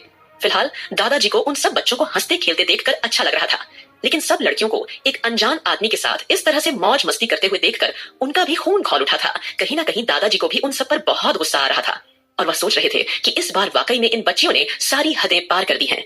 भला इस तरह से किसी अजनबी लड़के को कमरे में लाकर उसके साथ इस तरह से डांस कैसे कर सकती हैं? वहीं दूसरी ओर सभी लड़के जलन और गुस्से से भर गए थे। उनकी आंखें गुस्से से सुलग गईं और सभी नाखुश होते हुए अपनी अपनी बीवियों को नाराजगी से देख रहे थे। वहीं जैसे ही नानी माँ ने यह देखा कि सारे लड़कों की गैंग उनके कमरे में आ गई है, नानी माँ जो कि मेकअप में पूरी तरह सजी धजी बैठी हुई थी, तो अब अचानक उन्हें बेहद शर्म सी महसूस होने लगी और कोई उन्हें देख न ले, इसलिए देर न करते हुए उन्होंने तुरंत ही अपनी साड़ी का पल्लू खींचा और अपना मेकअप रगड़ना शुरू कर दिया। अब नानी माँ जल्दी जल्दी में मेकअप पहुंच रही थी ताकि किसी लड़के की नजर उन ना पड़े, क्योंकि उन्हें बहुत ज्यादा शर्म सी महसूस हो रही थी। लेकिन मेकअप पहुंचने के चक्कर में उनका चेहरा पूरी तरह बिगड़ गया। उनकी लिपस्टिक चेहरे पर फैल गई, कहीं से पाउडर छूटा तो कहीं ज्यादा लग गया और कहीं कहीं काजल भी एक आंख से हटकर दूसरी पर फैल गया। इस तरह से नानी माँ का लुक डेंजरस और भद्दा सा हो गया था। वहीं आहान ने आकर तुरंत वंशिका को गन पॉइंट पर ले लिया था, क्योंकि वंशिका ने थोड़ी देर पहले अपने होठों से रौनक को छुआ था। वहीं आकाश और सुमित का भी गुस्से के मारे बुरा हाल था, वो उसे जानलेवा नजरों से घूर रहे थे। अविनाश जो कि आस्था का भाई था, वह तो आग उगलती नजरों से एंजेल को एक तक देख रहा था। उसने एंजेल का हाथ कसकर पकड़ा और अपनी ओर खींचते हुए बोला, तुम्हारी हिम्मत कैसे इस तरह से एक अजनबी लड़के के साथ डांस करने की? हाँ, तुम ऐसा कैसे कर सकती हो? तुम ऐसी बेहुदा हरकत कैसे कर सकते हो? एंजेल, मैंने तुमसे यह उम्मीद नहीं की थी। एंजेल को इस वक्त अविनाश पर काफी ज्यादा गुस्सा आ रहा था। उसकी आंखों में कई तरह के इमोशंस छुपे हुए थे। सब लड़कियों का मूड पूरी तरह से खराब हो चुका था। वहीं दूसरी ओर वंशिका अब अगले ही पल घबरा सी गई थी और डर के मारे थरथरा भी रही थी, क्योंकि सभी लड़के उसे जानलेवा नजरों से देख रहे थे। ऐसा लग रहा था कि अगर वंशिका को उन लड़कों के साथ अकेले छोड़ दिया जाए तो सभी उसकी बोटी बोटी नोच लेंगे। लेकिन वंशिका की आंखें इस वक्त तो सिर्फ ध्रुव को ढूंढ रही थी और जैसे ही अरमान के पीछे उसकी निगाह ध्रुव पे पड़ी तो वैसे ही वंशिका अरमान से अपना हाथ छुड़ाने की कोशिश करने लगी, क्योंकि इस वक्त वो बहुत ज्यादा घबरा गई थी। हालांकि उसने तो सोचा था कि अगर उसे कोई पकड़ भी ले तो वह इस तरह का रिएक्ट नहीं करेगी, लेकिन इस वक्त माहौल काफी डरावना हो गया था, क्योंकि जिस तरह से सब गुस्से भरी लाल आंखों से वंशिका को घूर रहे थे तो वंशिका को उनकी आंखों में उनके इरादे साफ दिखाई दे रहे थे। वंशिका को उनकी आंखों में सामने वाले को फाड़ खाने वाला गुस्सा दिखाई दे रहा था और सबके हाथों में गन थी। इसीलिए वंशिका ने जल्दबाजी में जैसे तैसे अरमान से अपना हाथ छुड़ाया और सीधा ध्रुव की ओर दौड़ लगा दी और उसने झट से ध्रुव को गले से लगा लिया। अब जैसे ही सब लड़कों ने आंखें तरेरते हुए यह नजारा देखा तो सब लोगों की आंखें हैरानी के मारे फटी की फटी रह गई थी। वहीं आहान का माथा ठनका, उसकी आंखों में एक पल के लिए हैरानी दिखाई दी और वो अब खुद को रोक नहीं पाया और ध्रुव को देखकर दांत पीसते हुए चिल्लाया, तू दोस्त है कि दुश्मन? इसका मतलब साफ है कि तूने ही इस मुस्टंडे को हायर किया था, है ना? अपनी भाभियों और घर की औरतों पर हाथ साफ करने के लिए? आखिर तू हमारे साथ ऐसा कैसे कर सकता है? आहान की आंखों में अपने लिए गुस्सा देखकर ध्रुव को हैरानी नहीं हो रही थी। वो आहान के दिल का हाल अच्छी तरह से समझता था। ध्रुव उसके गंभीर चेहरे को अनदेखा करते हुए अपने गले से लगे हुए उस मुस्टंडे लड़के को घूर कर देख रहा था। तो कभी वह बारी बारी से सबको कंफ्यूजन से न समझी में देख रहा था, लेकिन अभी भी उसकी चिंता वंशिका के लिए खत्म नहीं हुई थी। इस वक्त सबकी निगाहें वंशिका पर टिकी हुई थीं और हर एक की नजरों में उसे अपने लिए ढेर सारा गुस्सा नजर आ रहा था। वहीं ध्रुव के गले से लगी हुई वंशिका को खुद के लिए इतना गुस्सा देखने की उम्मीद नहीं थी। वह बस डरी सहमी सी ध्रुव से चिपक कर खड़ी थी। ध्रुव अब झुंझलाकर गुस्से में वंशिका को खुद से दूर धकेलते हुए बोला, अरे कौन हो भाई तुम? क्यों आकर मेरे गले पड़ रहे हो? ये क्या बेहुदा हरकत है? और तुम्हारी हिम्मत कैसे हुई हमारे घर की लेडीज के साथ ऐसे खुलेआम छेड़खानी करने की? हाँ, तुम ऐसा कैसे कर सकते हो? बोलो, जवाब दो। ध्रुव ने उसे फटकारते हुए सवाल पूछा। ध्रुव की बात सुनते ही वंशिका की आंखें फटी की फटी रह गई और वो पूरी तरह सन्न रह गई। उसके चेहरे पर आश्चर्य के भाव उभर आए। उसने डबडबाई आंखों से एक नजर अरमान को देखा, फिर बाकी सभी की ओर। सबकी आंखों में उसके लिए सिर्फ नफरत दिखाई दे रही थी। और फिर अचानक वह फूट फूट कर रोने लगी। वंशिका को इस तरह से रोता हुआ देखकर आस्था, रश्मि, राधिका और एंजेल अब खुद को रोक नहीं पाई। पहले तो कुछ देर तक उन्होंने वंशिका को सिंपैथी जताने की कोशिश की, लेकिन जैसे ही वंशिका ने उन लोगों की तरफ चुपके से आंख मारी तो वैसे ही आस्था, रश्मि और बाकी सबको एहसास हुआ कि वंशिका झूठ मूठ कर रो रही है। तो वे सब जोर जोर से हंस पड़ी। वो सब इतने ज्यादा जोर से हंसी कि कमरे की दीवारें तक उनकी आवाज से गूंज उठी थी। आवाजें इतनी तेज थी कि किसी के कान में भी दर्द हो जाए।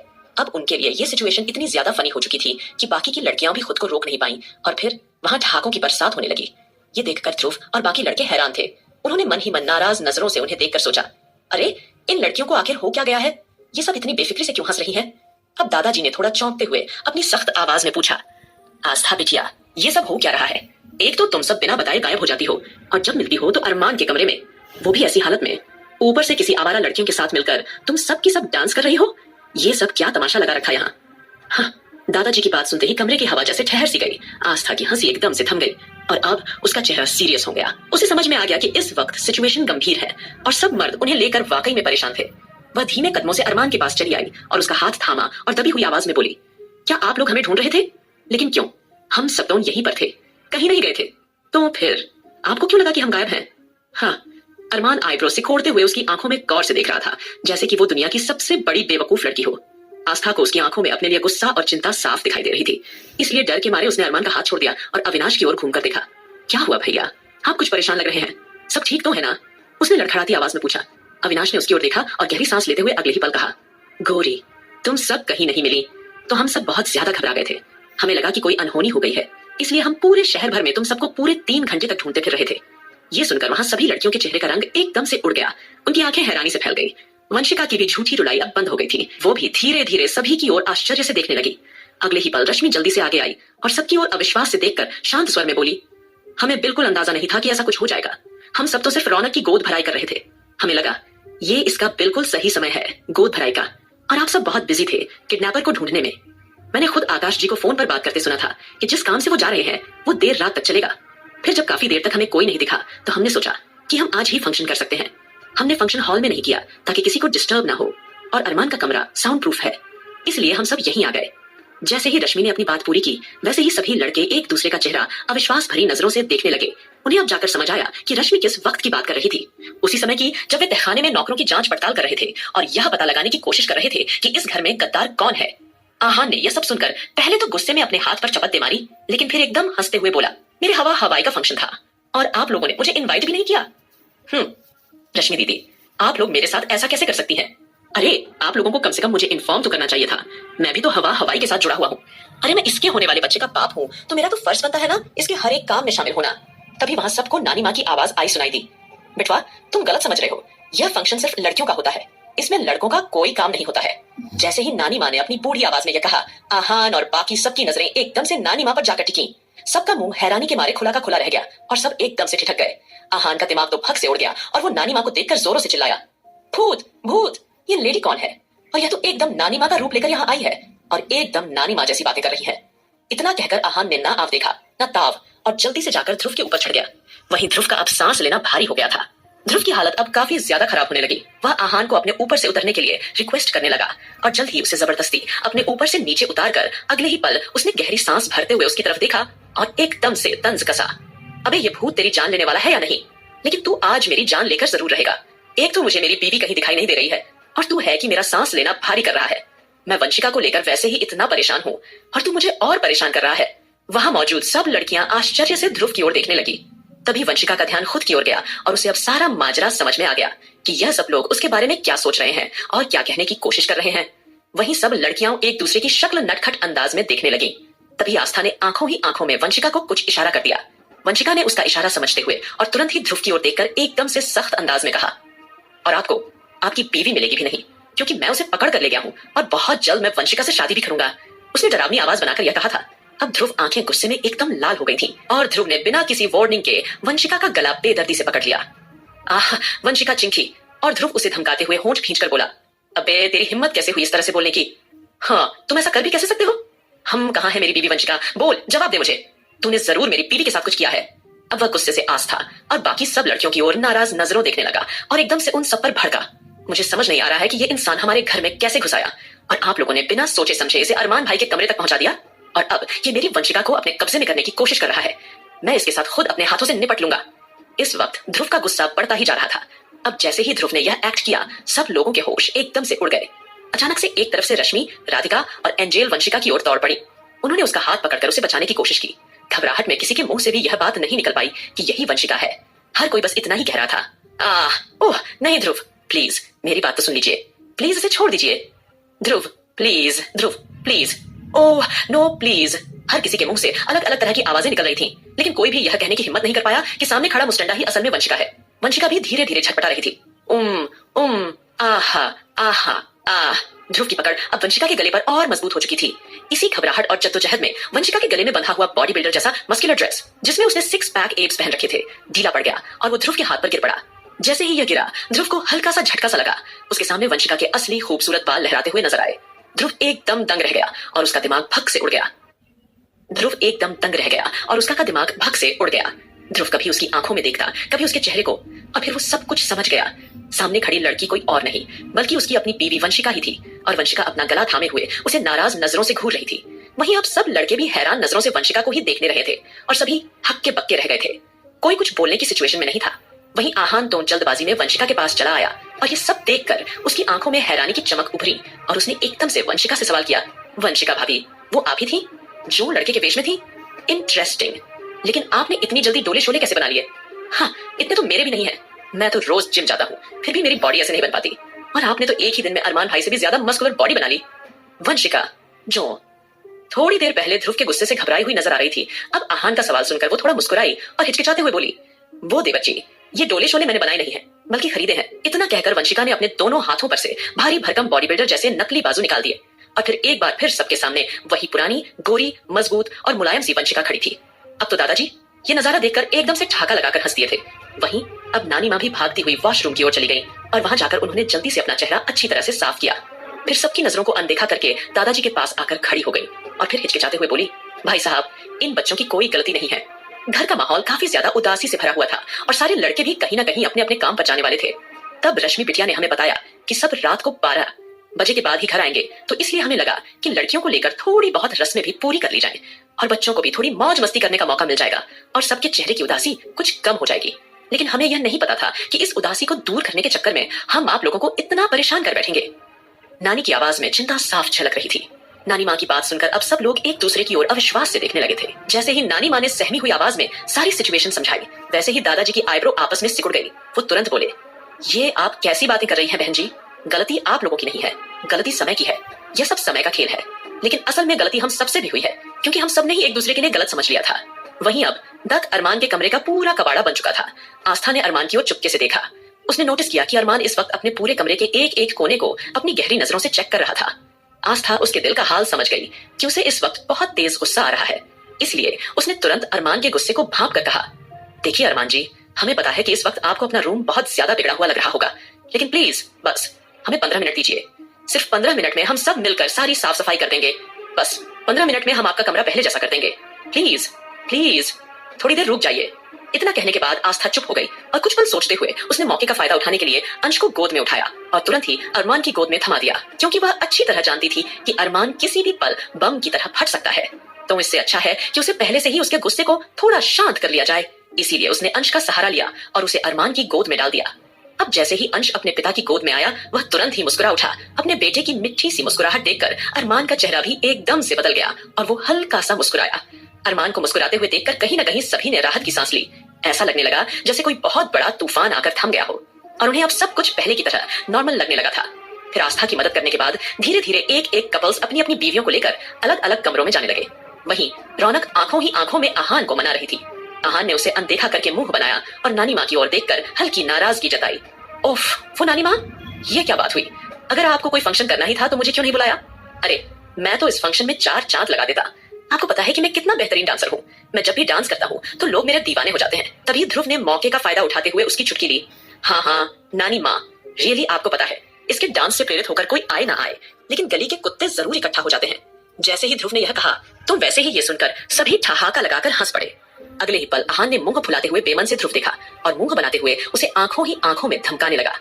कहीं ना कहीं नानी माँ और दादाजी ने आंखों ही आंखों में एक दूसरे को देखा और सहमति में अपनी पलकें झपका दी और दोनों की ही आंखों में आज एक सुकून था। और अब सभी बच्चों की बातें सुनकर उनकी मुस्कान और गहरी हो गई। चलो, घर का माहौल कुछ तो ठीक हुआ, क्योंकि जिस तरह से अंश की किडनैपिंग हुई, ऊपर से वसुंधरा और वीर का मेंशन में आ जाना, घर के ही नौकर राजेश का कल्प्रिट निकलना और विवेक का इन सब में शामिल होना, इन सारे हादसों ने सबको बुरी तरह से झकझोर कर रख दिया था। हर कोई कहीं ना कहीं अपनी ही सोच में परेशान था। कोई भी नहीं चाहता था कि मायूसी का यह साया पूरे घर में बना रहे। फाइनली घर का पूरा माहौल शोर और खुशियों से भरा हुआ था। वहीं अंश, जो इस वक्त अपने पिता की गोद में था, वो बार बार मुस्कुरा रहा था और मन ही मन जैसे वो कुछ सोच रहा हो। मेरी चुलबुली मम्मा खुद तो बच गई और मुझे डेविल किंग की गोद में थमा दिया। पता नहीं ये 15 मिनट में वाकई कमरा ठीक कर पाएंगे या नहीं, और कब तक मुझे इन्हें स्माइल करते हुए शांत करवाना पड़ेगा। ओह मम्मा, यह क्या किया आपने? ये सोचते हुए कहीं ना कहीं अंश मुंह बना बनाकर हंस रहा था। वहीं अरमान जब भी अपने बेटे को मुस्कुराते हुए देखता, उसका गुस्सा खुद ब खुद गायब हो जाता। वो बहुत ही प्यार से उसे निहार रहा था और फिर धीरे धीरे उसके गालों को सहलाने लगा। फिलहाल वो अंश को लेकर हॉल में आ गया था और सभी लेडीज आस्था की मदद करवाने के बाद सीधा अपने अपने कमरों में वापस चली गई थी। वही सुमित राधिका को बड़े ही जुनून भरी नजरों से देखे जा रहा था। उस पल जब उसे राधिका कहीं दिखाई नहीं दी तो उसे ऐसा लगने लगा मानो कि जैसे उसकी जिंदगी में से उसका सुकून कहीं गायब हो गया। अब राधिका के कमरे में आते ही उसने उसे झट से गले से लगा लिया था और एकदम से सुमित की आंखें इमोशन से भर आई थी। अब अपने हार्टलेस पति सुमित की आंखों में आंसू देखकर राधिका थोड़ा सा सकपका गई और तुरंत उसकी छाती पर सिर रखकर उसकी आंखों में झांकते हुए दबी हुई आवाज में बोली, क्या हुआ पतिदेव, इतनी ज्यादा इमोशनल क्यों हो रहे हो आप? हाँ, तब एक बार फिर सुमित ने राधिका को कसकर गले से लगाया और उसके बालों को चूमते हुए बेचैनी से कहा, तुम्हें पता है आज जब तुम मुझे कहीं नहीं मिली, इनफैक्ट कोई भी लेडीज नहीं मिली, तो तुम नहीं जानती कि हम सब पर क्या गुजर रही थी। हम सबको ऐसा लगने लगा था कि शायद हमारे किसी दुश्मनों ने तुम लोगों को अगवा कर लिया है। तुम सोच भी नहीं सकती कि उस पल मैं कैसा महसूस कर रहा था। अब सुमित की आंखों में अपने लिए बेशुमार प्यार देखकर और उसका इतना प्यार पाकर राधिका अपने पंजों के बल खड़े होकर उसके माथे को चूम लेती है। फिर बात संभालते हुए एकदम से बोली, ओह हेलो मिस्टर हॉट पतिदेव, आपको इस तरह से सेंटी होने की कोई इजाजत नहीं है। ओके, और वैसे भी मैं बिल्कुल ठीक हूँ और आपसे मुझे कोई अलग नहीं कर सकता, सिर्फ मौत के अलावा। ऐसा कहकर उसने एक बार फिर सुमित को गले से लगा लिया था और सुमित बड़े ही प्यार से राधिका को अपनी बाहों में सिमटने लगा। वहीं दूसरी ओर आहान का मुंह इस वक्त बच्चों के जैसा फुला हुआ था। रौनक को गोद में उठाकर वह अपने कमरे में तो आ गया था, लेकिन उसका मुंह अभी फुला हुआ था। अब अगले ही पल रौनक मुंह बनाते हुए उसकी तरफ बड़े ही ताज्जुब से देखकर बोली, क्या हुआ, ऐसे इस तरह से मुंह क्यों बना रखा है तुमने? हाँ, उसकी बात सुनते ही आहान मुंह फुलाते हुए जल्दी से बोला, ओके, मैं मानता हूँ कि मैं वहां पर इन्वाइटेड नहीं था, लेकिन मैं तो तुम्हारा पति हूं ना, तो कम से कम तुम्हें मुझे थोड़ी इंपॉर्टेंस देनी चाहिए थी। तुमने अकेले ही गोद भराई कर ली। वो बच्चा मेरा भी है ना, मुझे इस खुशी को महसूस करना था, उन यादों को तस्वीरों में समेटना था। उसकी बात सुनकर रौनक ने अपने सर पर हाथ मार लिया था और वो परेशान होकर मन ही मन बुदबुदाई, लगता है मैंने किसी बच्चे से ही शादी कर ली है, अब इसे मैं कैसे मनाऊं भगवान। फिलहाल रौनक तुरंत उठ खड़ी हुई और आहान के हाथों को हटाकर उसकी गोद में बैठते हुए नटखट अंदाज में बोली, ओ तो तुम्हें भी गोद भराई की रस्म करनी है ना? लो, मैं तुम्हारी गोद में बैठ गई हूँ, अब तुम कर लो रस्म। जैसे ही रौनक ने मस्ती भरे अंदाज में यह कहा तो वैसे ही आहान तो पूरी तरह से खिल उठा और तुरंत ही उसकी लाल चुनरी को उसके माथे पर अच्छी तरह से एडजस्ट करते हुए बोला, वैसे तुम आज वाकई में बहुत कमाल की लग रही हो, ऐसा लग रहा है कि आज हमारी फर्स्ट नाइट है। अब ये बोलकर वह झुकने लगा था और रौनक अंदर ही अंदर सिमट कर रह गई थी। वहीं दूसरी ओर क्योंकि वंशिका का अब भेद खुल चुका था तो वंशिका ने जल्दीबाजी में आस्था के कमरे ही कपड़े चेंज कर लिया था। हालांकि नानी माँ ने उसके लिए भी बाकी सभी लड़कियों के जैसे ही कपड़े चुने थे, लेकिन फिलहाल वह लड़कों के आउटफिट में थी तो इसलिए उसने वह कपड़े अब तक नहीं पहने थे। लेकिन अब उसने सोचा कि क्यों ना वह भी वही कपड़े पहने जो बाकी सबने पहने थे, तो ये सोचकर उसने भी पचरंगी लहंगा चुनरी पहन लिया था। और जैसे ही वो तैयार होकर बाहर आई तो वैसे ही ध्रुव बिना पलक झपकाए उसे ताड़ता रहा और उसे चुपके से फ्लाइंग किस दे दी। वहीं आस्था के चेहरे पर आज काफी वक्त बाद सुकून भरी मुस्कुराहट थी। कमरा वगैरह क्लीन करने के बाद आस्था इस वक्त अपने कमरे में अकेली बैठी हुई थी। हालांकि अरमान स्वाभाविक रूप से उसके साथ था। नानी माँ भी आराम करने के लिए चली गई थी क्योंकि रात काफी हो गई थी, इसलिए आस्था थोड़ी देर आईने के सामने बैठी हुई कुछ सोच रही थी कि ये हमें क्या हो गया है, इतनी अजीब सी घबराहट क्यों हो रही है, जबकि आज हमने अंश और बाकी सबके साथ कमरे में कितनी देर तक जमकर मौज मस्ती की, तब जाकर हमारे दिल को थोड़ा बहुत सुकून मिला। लेकिन पता नहीं क्यों हमारे दिल में ये अजीब सी बेचैनी क्यों हो रही है। हो क्या रहा है हमारे साथ? जब से अंश हमारी जिंदगी आया है तब से सब कुछ बदला बदला सा लग रहा है। हम अपनी जिंदगी में अपने बच्चे और अरमान जी का साथ पाकर बेहद खुश हैं, लेकिन फिर हमें अपने सीने पर कोई बोझ सा क्यों महसूस हो रहा है। ये सोचकर आस्था अब और ज्यादा बेचैन हो गई थी। आस्था को कहीं ना कहीं अपनी सिचुएशन समझ में नहीं आ रही थी कि अचानक से उसे इतना अजीब सा खालीपन क्यों महसूस हो रहा है। पता नहीं क्यों अभी भी आस्था को कोई अनजाना सा डर सता रहा था, मानो कि जैसे उससे कुछ छीनने वाला हो। ये सोचते हुए आस्था के होंठ अचानक ही कंपकपाने लगे थे। फिलहाल पूरा कमरा क्लीन होने के बाद आस्था ने अरमान को तुरंत ही उसके फोन पर नोटिफिकेशन छोड़ दिया था। अरमान, जो कि अंश के साथ हाल में मौजूद था। आस्था का मैसेज मिलते ही उसने अपने कमरे की ओर जाने के बारे में सोचा, लेकिन एक बार फिर जैसे ही उसने अंश का चेहरा देखा तो अरमान एक बार फिर उसके चेहरे में खो गया और उसके साथ फिर से बेफिक्री खेलने लगा। अरमान अंश को लगातार देखे जा रहा था। अंश का मुस्कुराना, उसकी टिमटिमाती हुई आंखें, उसके चेहरे के हाव भाव उसके दिल को कुछ अलग ही लेवल का सुकून दे रहे थे। आस्था ने अरमान को लगातार कितने ही मैसेज छोड़ दिए थे कि वह अंश को लेकर कमरे में वापस आ जाए, लेकिन अरमान तो अपने बच्चे के साथ इस तरह से बिजी हो गया था मानो जैसे उसे आस पास की दुनिया का कोई होश ही ना हो। वहीं आस्था हक्की बक्की रह गई और वो बेचैन होकर सोचने लगी, आखिर मिस्टर सिंघानिया अब तक कहाँ रह गए हैं? अभी थोड़ी देर पहले तक तो इतना गुस्सा हो रहे थे, आराम भी करना चाहते थे, लेकिन अब तक वापस क्यों नहीं आए? ऑलरेडी रात के 12:30 बजने वाले हैं। कहाँ रह गए हमारे डेविल किंग? लगता है मुझे जाकर उन्हें ढूंढना पड़ेगा। ये सोचते हुए आस्था जैसे ही कमरे से बाहर आई और हॉल में अपनी नजरें दौड़ाई तो वैसे ही उसकी नजर ठीक अरमान और अंश पर पड़ी। अरमान लगातार अंश के सुंदर से गोल मटोल से चेहरे की ओर प्यार भरी नजरों से देखे जा रहा था और अंश भी अपनी आंखों से अरमान की ओर ही टुकुर टुकुर देख रहा था और इधर उधर हिलने की कोशिश कर रहा था। वहीं अरमान को अंश के साथ देखकर आस्था के चेहरे पर अपने आप ही एक मीठी सी मुस्कुराहट आ गई और कहीं ना कहीं उसे इस बात की खुशी भी थी कि जिस तरह से अरमान ने अंश पैदा होने पर बिहेव किया था उसके बाद वह अब पूरी तरह से बदल गया था। दोस्तों, आज का ये एपिसोड कहानी का आखिरी फ्री एपिसोड है और ऑनेस्टली वहीं अरमान को अंश के साथ देखकर आस्था के चेहरे पर अपने आप ही एक मिठी सी मुस्कुराहट आ गई और कहीं ना कहीं उसे इस बात की खुशी भी थी कि जिस तरह से अरमान ने अंश पैदा होने पर बिहेव किया था उसके बाद वह अब पूरी तरह से बदल गया था। अब आगे अंश के साथ होने पर वह एक अलग लेवल का आदमी लग रहा था। ऐसा लग ही नहीं रहा था कि ये कोई डेविल किंग है या इसके अंदर कई तरह के खतरनाक चेहरे छुपे हैं जो लोगों की रूह तक को कंपा देते हैं। फिलहाल अंश, जिसके कानों में आस्था के भेजे गए मैसेज की आवाज सुनाई दे रही थी, उसने रोनी सी शक्ल बनाकर सोचा, मम्मा कब से बुला रही हैं, लेकिन यहाँ मेरे डेविल डैडी को तो मुझे देखने से ही फुर्सत नहीं है। अगर मैं रो दिया तो कहीं ये मुझ पर गुस्सा ना हो जाए, बस मुझे इसी बात का डर है। अब मैं क्या करूं? कैसे अपने डेविल डैडी को बोलूं कि वो मुझे मेरी के पास लेकर मम्मा के पास चले? लेकिन तभी उसके कानों में आस्था की चंचल आवाज सुनाई दी, मिस्टर सिंघानिया, आप यहाँ क्या कर रहे हैं? मैं कब से आपको मैसेज कर रही हूँ।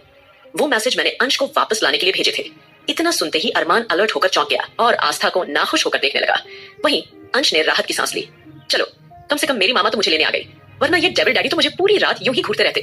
तब अरमान आस्था को अनदेखा करते हुए जल्दी से बोला, ओह सॉरी, मैंने ध्यान नहीं दिया, चलिए अब लेट हो गया, सोते हैं। उसके लहजे में हल्की सी हड़बड़ाहट थी। ऐसा लग रहा था जैसे उसकी कोई चोरी पकड़ी गई हो, क्योंकि अरमान की पर्सनैलिटी उसे इस तरह से एक छोटा बच्चा बनकर खेलने की इजाजत ही नहीं देती थी। उसका ऑरा इतना खतरनाक था कि लोग उसका नाम सुनते ही अजीब ही तरह का डर महसूस किया करते थे। लेकिन इस वक्त अरमान अंश के साथ पूरी तरह से छोटे बच्चों की तरह बर्ताव कर रहा था।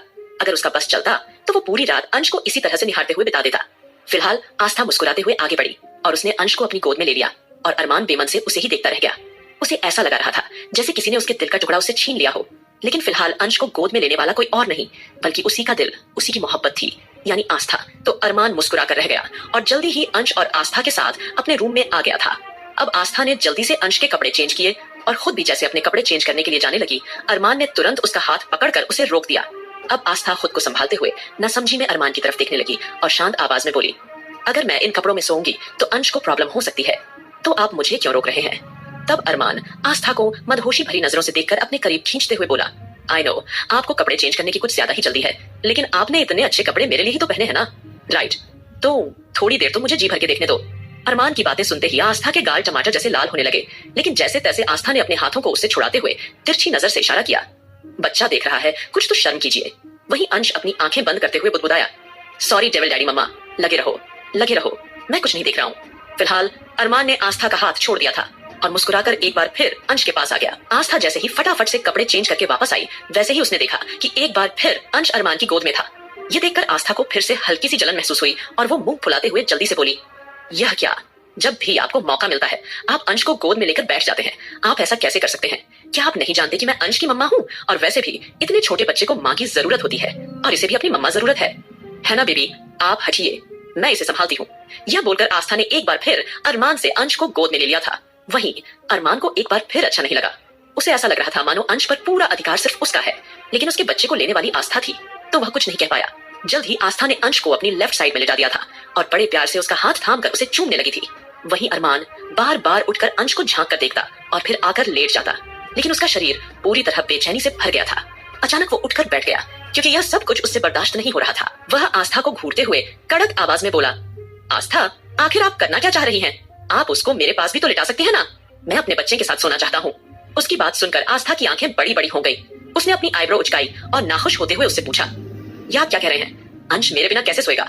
अंश मेरे साथ ही सोएगा, वह आपके साथ नहीं सोएगा, समझे आप? अब यह सुनकर अरमान आस्था को घूरते हुए बोला, आफत, तुम मेरी मोहब्बत का नाजायज फायदा उठा रही हो। मैंने कहा ना, अंश मेरे साथ सोएगा, मतलब मेरे साथ सोएगा। इतना बोलकर अरमान ने अंश को गोद में उठा लिया था। वहीं आस्था भी उसकी बात सुनकर अब चिढ़ गई और उसका चेहरा गुस्से से भर गया था। उसने कुछ अनमने ढंग से अरमान को देखते हुए टोका, ओ हेलो मिस्टर सिंघानिया, आप ऐसा नहीं कर सकते। आप अंश को मुझे दीजिए प्लीज, अंश मेरे ही साथ सोएगा। वहीं अंश बीच बीच में आड़े टेढ़े मुंह बना रहा था, मानो कहना चाह रहा हो, डेविल डैडी मम्मा, क्यों झगड़ रहे हो? कहीं आपके झगड़े में इस नन्ही सी जान को चोट न लग जाए। लेकिन तभी आस्था की तीखी आवाज सुनाई दी, देखिए, आप इस तरह से मुझसे झगड़ नहीं सकते हैं। मैंने कहा ना, अंश मेरे पास सोएगा, मतलब मेरे पास सोएगा। वहीं अरमान भी अब इसी बात पर अड़ा हुआ था, बिल्कुल नहीं, मेरा बेटा मेरे साथ सोएगा। फिलहाल दोनों मुंह फुलाकर बैठ हुए थे, लेकिन तभी आस्था के दिमाग में एक बात बिजली की तरह चमकी और एकदम से उसे कुछ ख्याल आया और उसने मन ही मन आह भरी, फिर धीमी मगर प्यार भरी आवाज में अरमान से बोली, हम ऐसे भी तो कर सकते हैं कि अंश हम दोनों के साथ सोए। यह सुनकर तो अरमान का दिल एकदम से आश्चर्य में डूब गया और वो आस्था की ओर अविश्वास भरी नजरों से देखने लगा, क्योंकि थोड़ी देर पहले आस्था ही इन बातों को लेकर बवाल मचा रही थी।